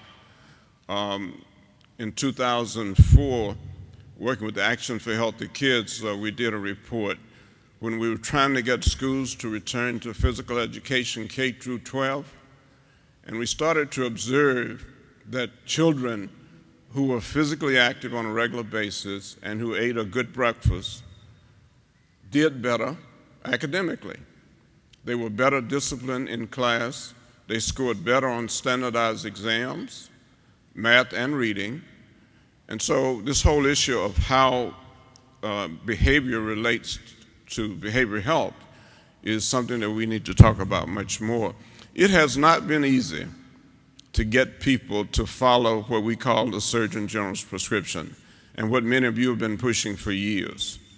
On that prescription, which I'll show later, we recommend physical activity at least 30 minutes a day, 5 days a week, increase fruits and vegetables in the diet. As you know, the American diet is high in fats and sweets. The third thing, of course, tobacco, which we've talked about. The fourth being responsible sexual behavior. And finally, dealing with stress, managing stress. If you do not manage stress, it will manage you. And what we see every day is how many people are being managed by stress, managed in such a way that they become dependent on drugs, or they have great difficulty in relationships. I'm going to go rapidly. You see my disclosure there. Go rapidly through the slides. This is the Satchel Leadership Institute at the Morehouse School of Medicine, where we are really focused on leadership development. And we have 3 programs: one, health policy for health professionals. We have one for community health leaders. We've had about 30 pastors to go through that program. We had 10 mayors. But what we're trying to do is to get community leadership for health promotion and disease prevention. I think the most important leadership development program we have is the parenting program. We take about 100 parents a year, and in that program, we focus on child development, for example, from 0 to 5, including breastfeeding, because I think the parents, the more they can appreciate how the brain develops and how issues such as breastfeeding impact brain development, the more motivated they are for things like breastfeeding and early communication with the child. We just graduated a group of parents. NIH has now funded us to replicate that program in 12 states. We graduated a group of parents that included parents from Memphis, Tennessee this year, but every year we're adding to that.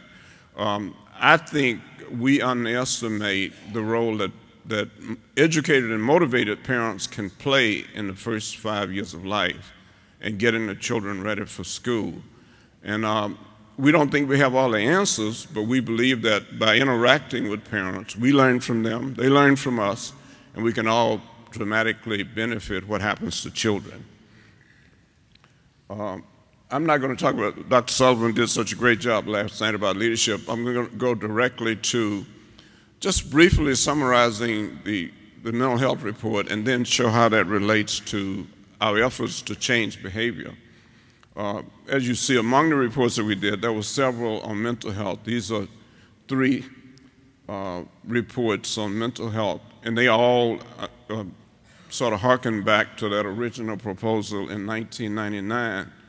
But certainly culture, race, and ethnicity is a critical issue, not because African Americans or Hispanics have a higher prevalence of mental disorders.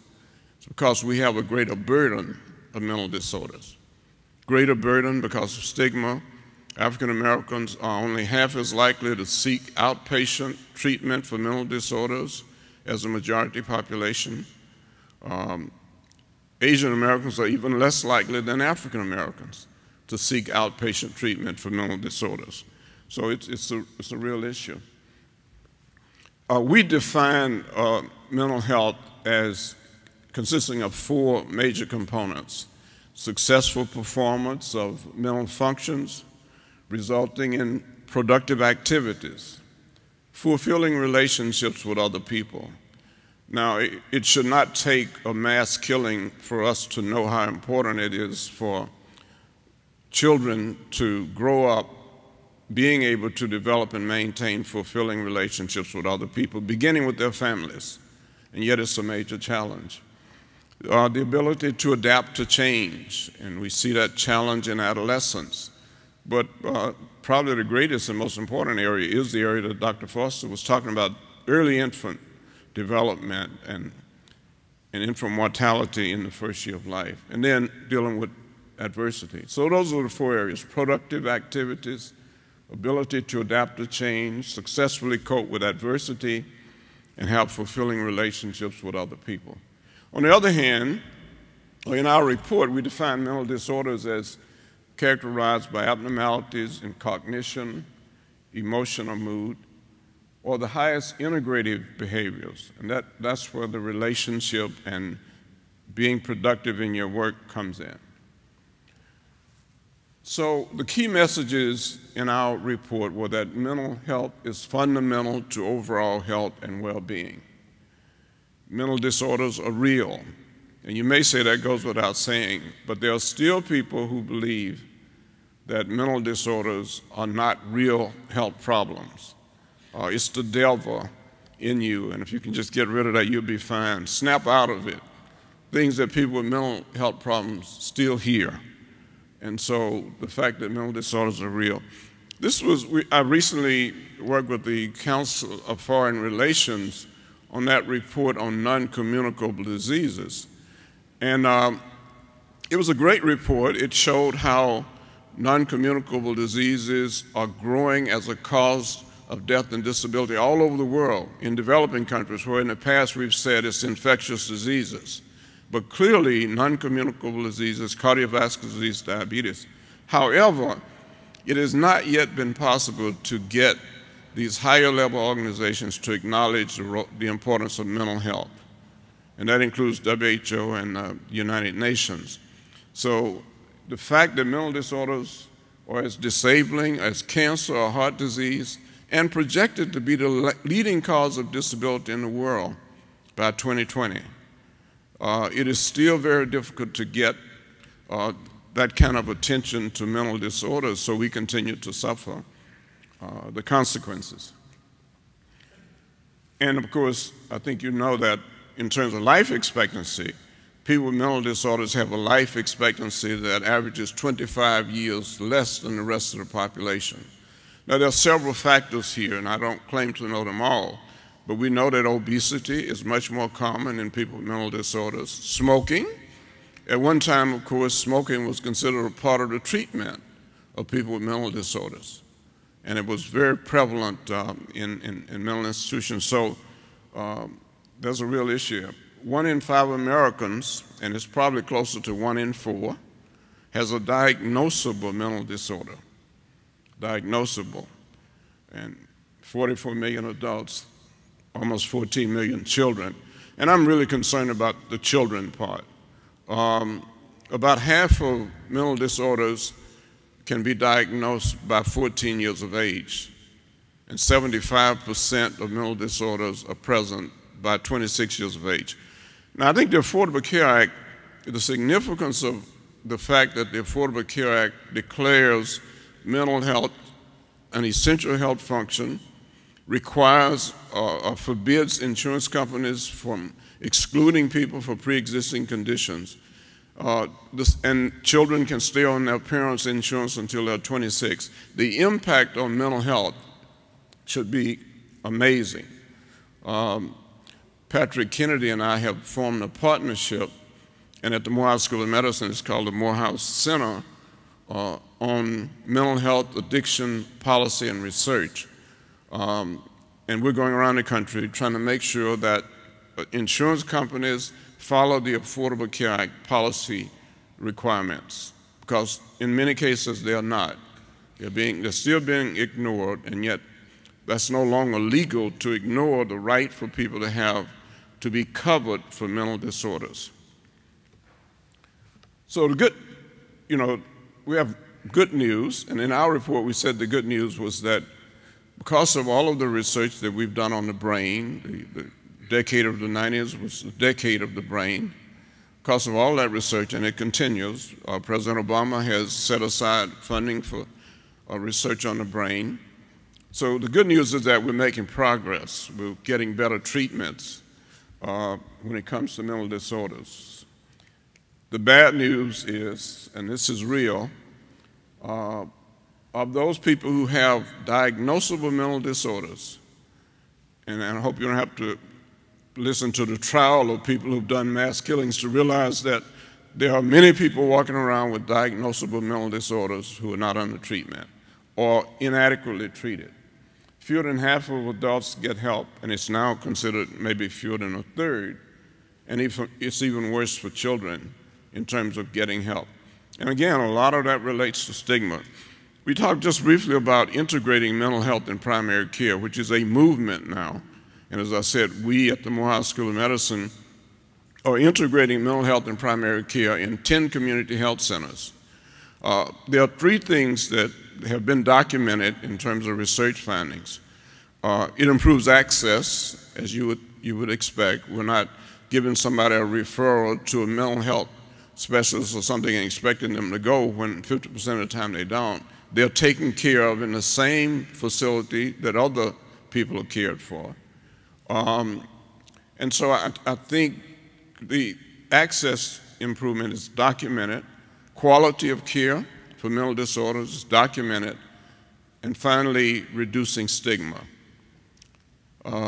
If people are able to go to a primary care center and can get their mental health problems diagnosed there, and in most cases get them treated because the team now includes mental health specialists, it's much more likely that they're going to adhere to the treatment, much less likely that the people who work in that facility are going to have an attitude. When we started our program at Grady 4 years ago, the people in the emergency room had a negative attitude toward people with mental disorders.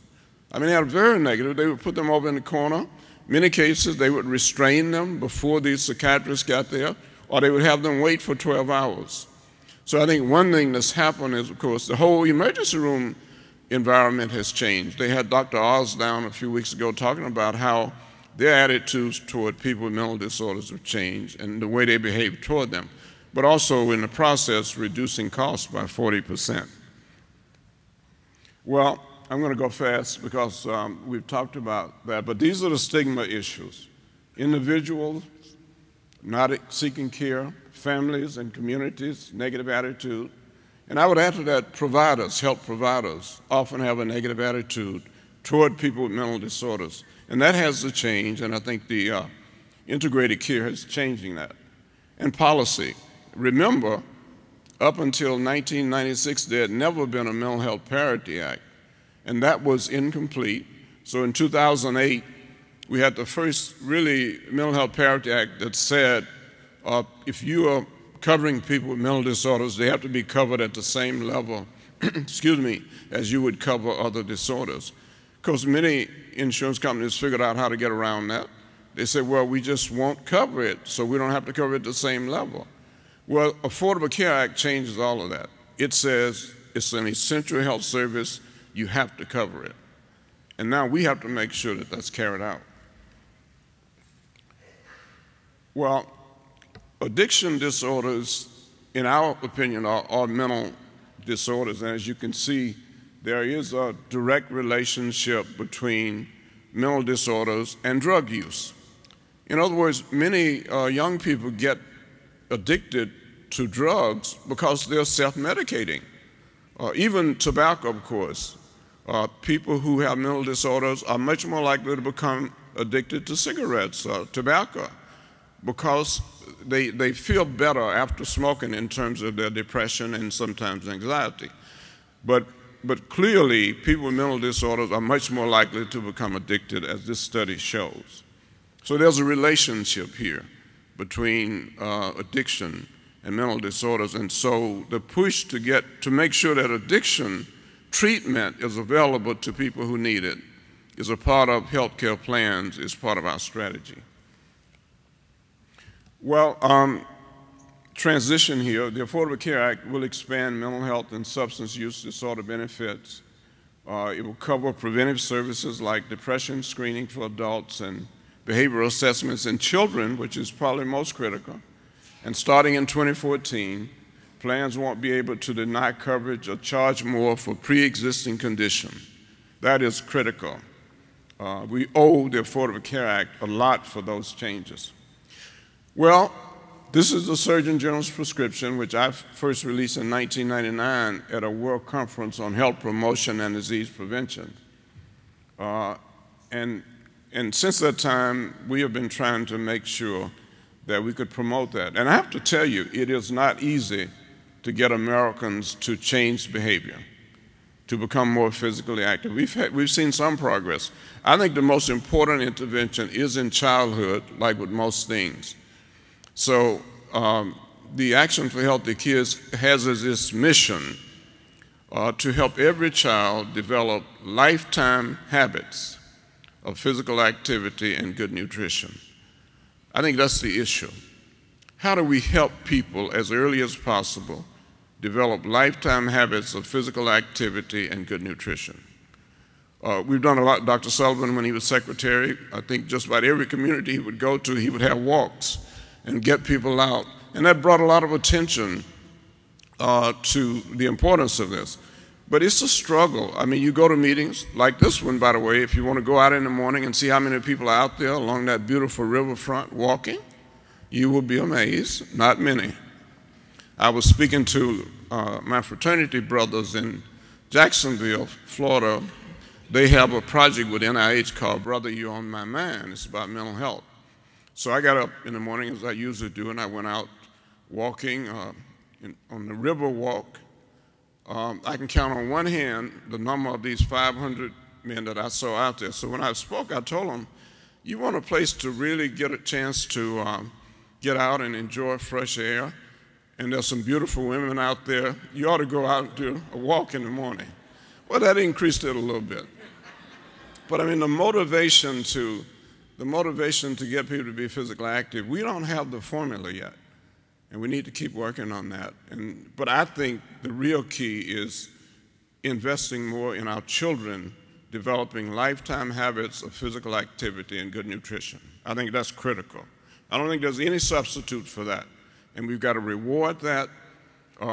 You can even do images of the hippocampus of the brain and show that a child who has been physically active for 20 minutes, the hippocampus lights up because there's improved circulation, and that's why there's improved learning. So it's a critical fact. So rapidly, physical activity and mental health. Studies show that physical activity reduces depression. Those first studies were done at Duke several years ago.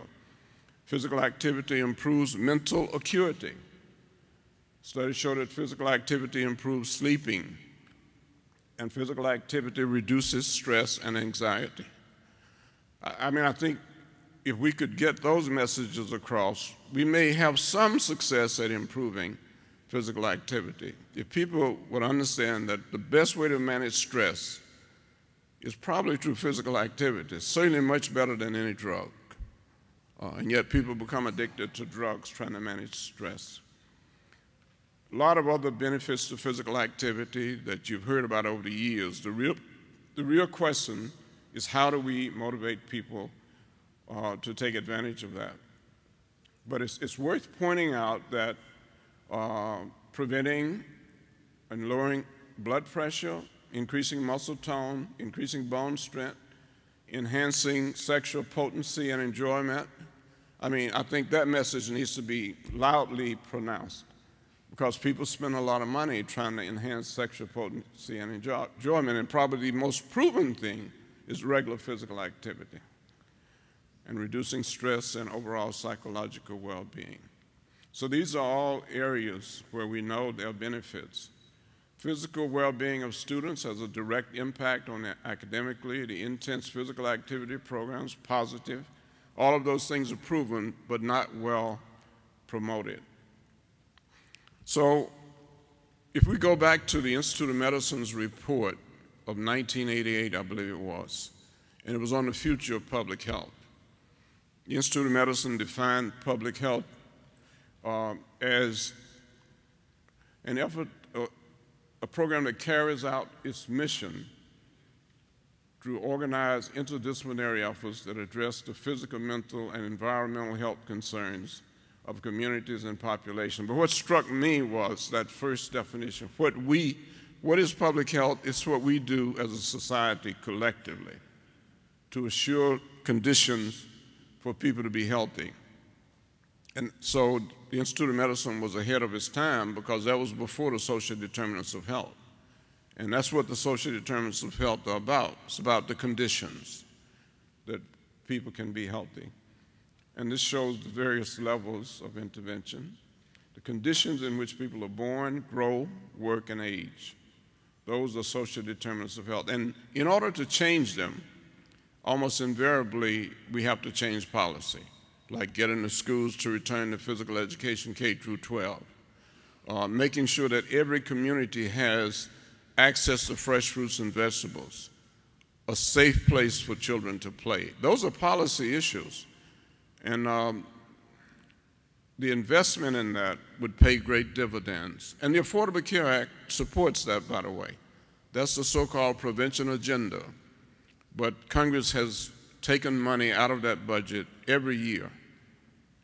Billions of dollars, $15+ billion in the Affordable Care Act would go to improving the conditions in communities for people to be healthy, including making sure that every community had walkable trails and things like that.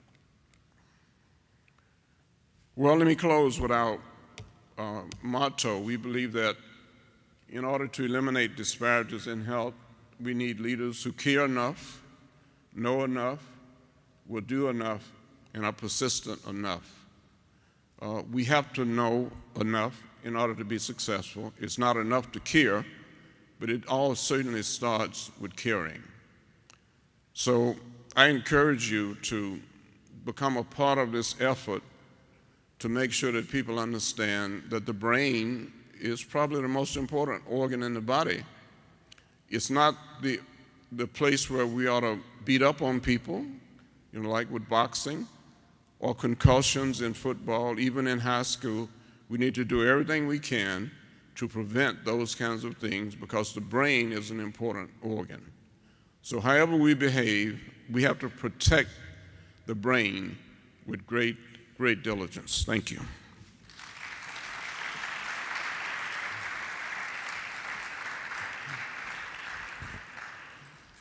Well, Dr. Thatcher, thank you very much for a very comprehensive presentation. We have quite time for perhaps 3 questions. We'll ask that you ask a question, not give us a dissertation, and we'll ask Dr. Thatcher to try and be concise also. I promise. Yes. Meanwhile, a request has been made for Morehouse College graduates at the end of the program to come to the front. So those of you who are graduates, if you would please do so. First question.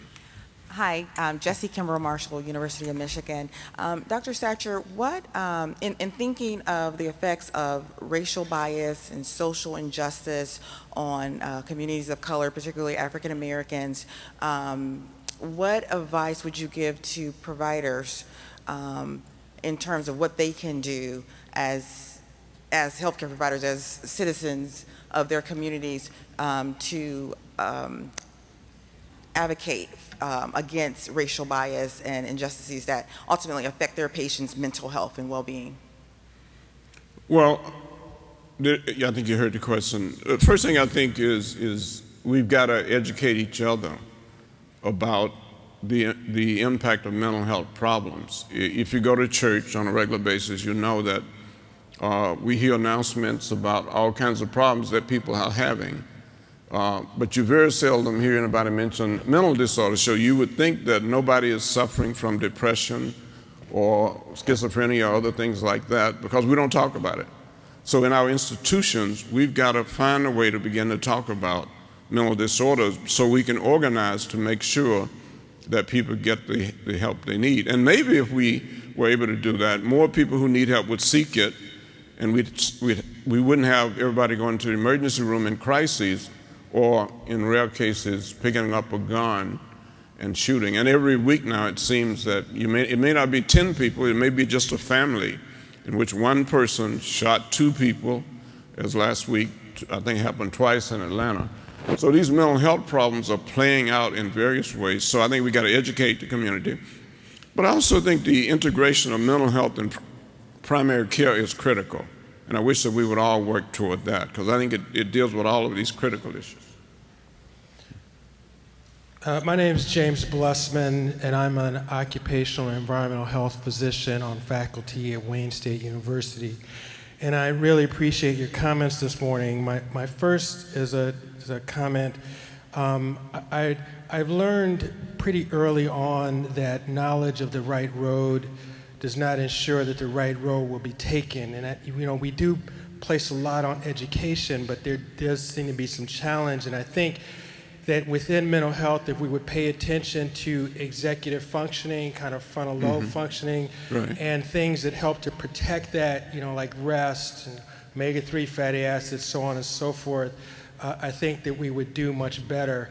And paying attention to things like endocrine disruption and so on and so forth, because I think that our model about 5% being due to the environment is wrong.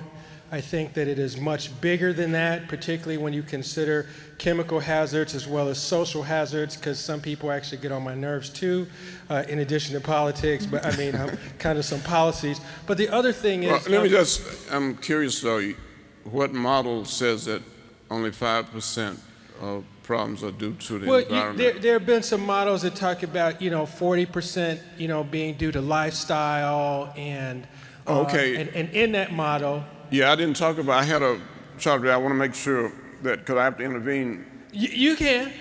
No, yeah, We're probably on the same page. I think the social determinants of health model says that environment is number 1. If you put together physical and social environment, and of course, Alicio talked about the social environment, but that was the whole point of that report. And now Healthy People 2020 integrates the social environment into the model. So I just want you to know that's changed. Oh, yeah. We no longer say that, even though behavior is often influenced by environment, we said at one time 40% of the outcomes were due to behavior. What we didn't say was what influences behavior. And what he said this morning, if people can't walk, it was the Surgeon General who said it, there's nowhere in the community that's safe to walk, then that behavior is influenced by environment. So I just wanted to say that, because that's good. But my question was, do you think maybe we have not paid enough attention to or given a platform to the successes within the community, because you do find pockets of people with the same amount of challenges who have risen above that, but yet I don't know that we have tried to learn from them. Oftentimes we'll come and say what we think should be the issue when you have had people who have survived, and I'm not sure. Yeah, I'm going to respond to that because other people waiting here. I think your point is critical, that we use a more asset-based model than a deficit one, is what you're saying. And we try to do that with our parenting program, for example. The people who participate in these programs have a lot going for them, even though the environment doesn't necessarily support it. So when we started the program, we looked for parent leaders, people in the community who could be leaders and help select people who need to be in the program, building on what you're talking about, the models of success that exist out there. There are a lot of deficits, but if we don't identify and build on the assets, then we make it very difficult to encourage people to change. Thank you.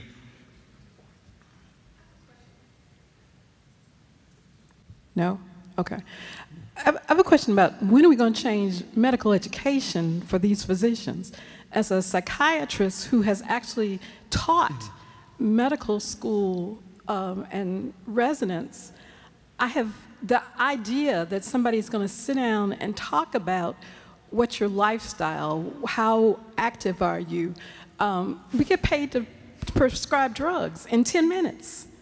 And so if the Affordable Care Act does not encourage reimbursement for psychosocial intervention, and the medical schools are not training the physicians to be not only culturally sensitive, but to understand that it's not just giving a pill to somebody that is your major intervention in terms of behavioral health, then I understand why my patients don't want to come to talk to a psychiatrist, where they're going to gain 40 pounds, where they're going to have sexual dysfunction, where we have genomics that will help you understand how psychotropic medications, especially antidepressants, work.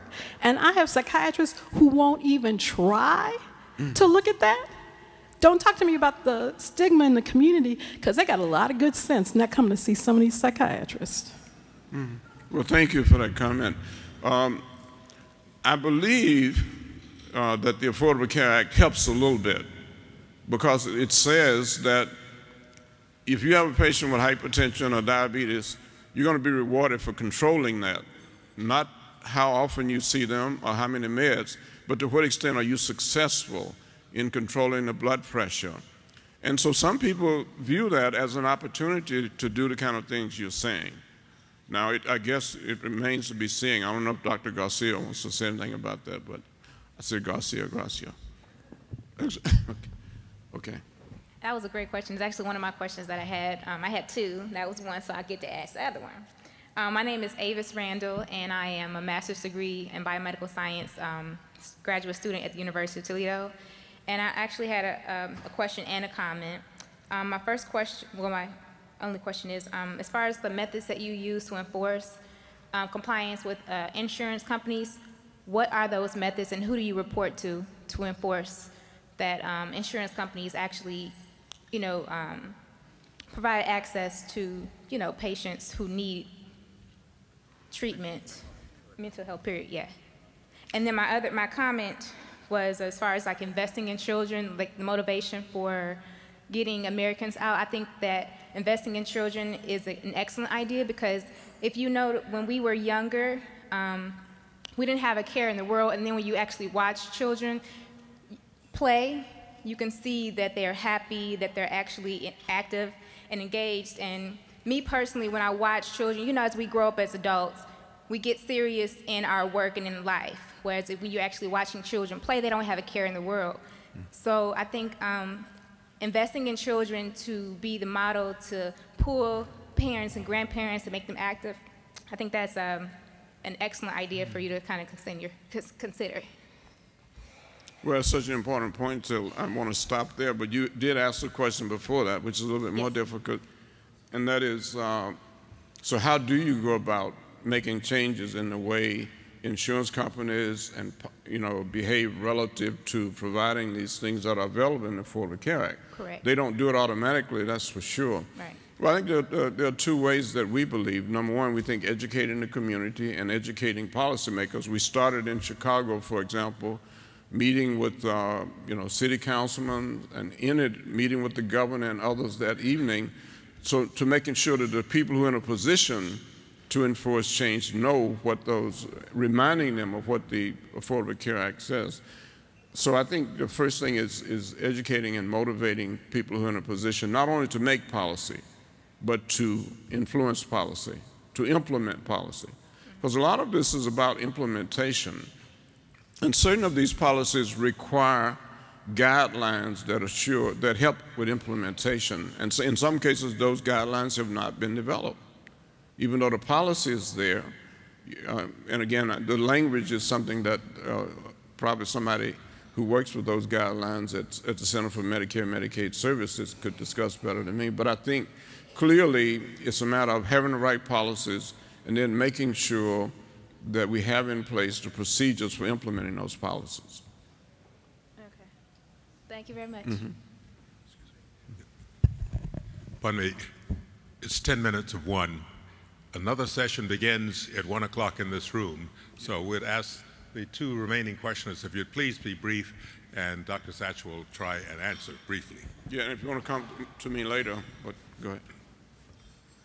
Good morning. My name is Jewel Hamner, and I'm a primary care physician practicing in Selma, Alabama. And one of my greatest challenges is how to addressed my patients as a whole. I'm managing their diabetes, their hypertension, and their heart disease, but they clearly have mental health issues that need to be addressed. And there is, for lack of a better word, great need for psychiatrists in rural areas. So I just wanted to know, do you have any suggestions or resources that you can recommend so that we can successfully recruit psychiatrists or increase the access for mental health services in a rural community? Well, the American Psychiatric Association has been paying a lot of attention to that, and I know have written recommendations. I would just say, I think the key is taking a more team approach to patient care, which means that we need more partnerships between psychiatrists and primary care providers. I mean, functional partnerships where you really are sharing information about patients and about what you're trying to do to treat them appropriately. But I don't think it's going to work if psychiatrists are working independently and not interacting with primary care providers. And I don't necessarily mean they have to be, in all cases, MDs. Sometimes psychiatric social workers can make a major difference in terms of the quality of care that you provide for mental health care. So I would recommend looking to put together teams that can provide that kind of care and partnerships that will allow that to happen. That's basically what goes on inside the community health centers. It's putting together an integrated team where you have available everything that would be needed to adequately treat the patient, and then people work together in that setting. Thank you. I know it's not always possible in rural communities. Alex Crosby from CDC in Atlanta. I was wondering about your opinion and your experience with getting more employers to encourage physical activity among their employees. You know, the benefits of, you know, employers being able to work better, to work harder. And, you know, there are definitely some examples within Japan in which, you know, some of those companies encourage physical activity and actually sponsor that kind of thing. What has been your experience here in the United States with trying to get that to happen? Well, it's sort of like the breastfeeding. Not enough companies are doing it on the one hand. On the other hand, some of those who have done it have written about it. Johnson & Johnson, there was an article in Harvard Business Review about the fact that Johnson & Johnson was saving over $100 million a year because they incentivized physical activity and quitting smoking and things like that. So these businesses are in a position. How do you incentivize it? You charge much less for the insurance coverage for people who stop smoking, people who develop regular physical activity program, lose weight. So I think the key is incentive. Can we incentivize these behaviors? Again, you might think I'm just promoting the Affordable Care Act, but I've looked at it a lot. It goes a long ways toward incentivizing positive behaviors on the part of providers and patients. We just got to implement it. I think that's the key. Thank you very much.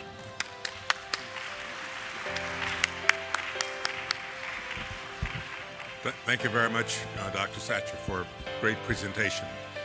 This has been a great session. You've been a good audience.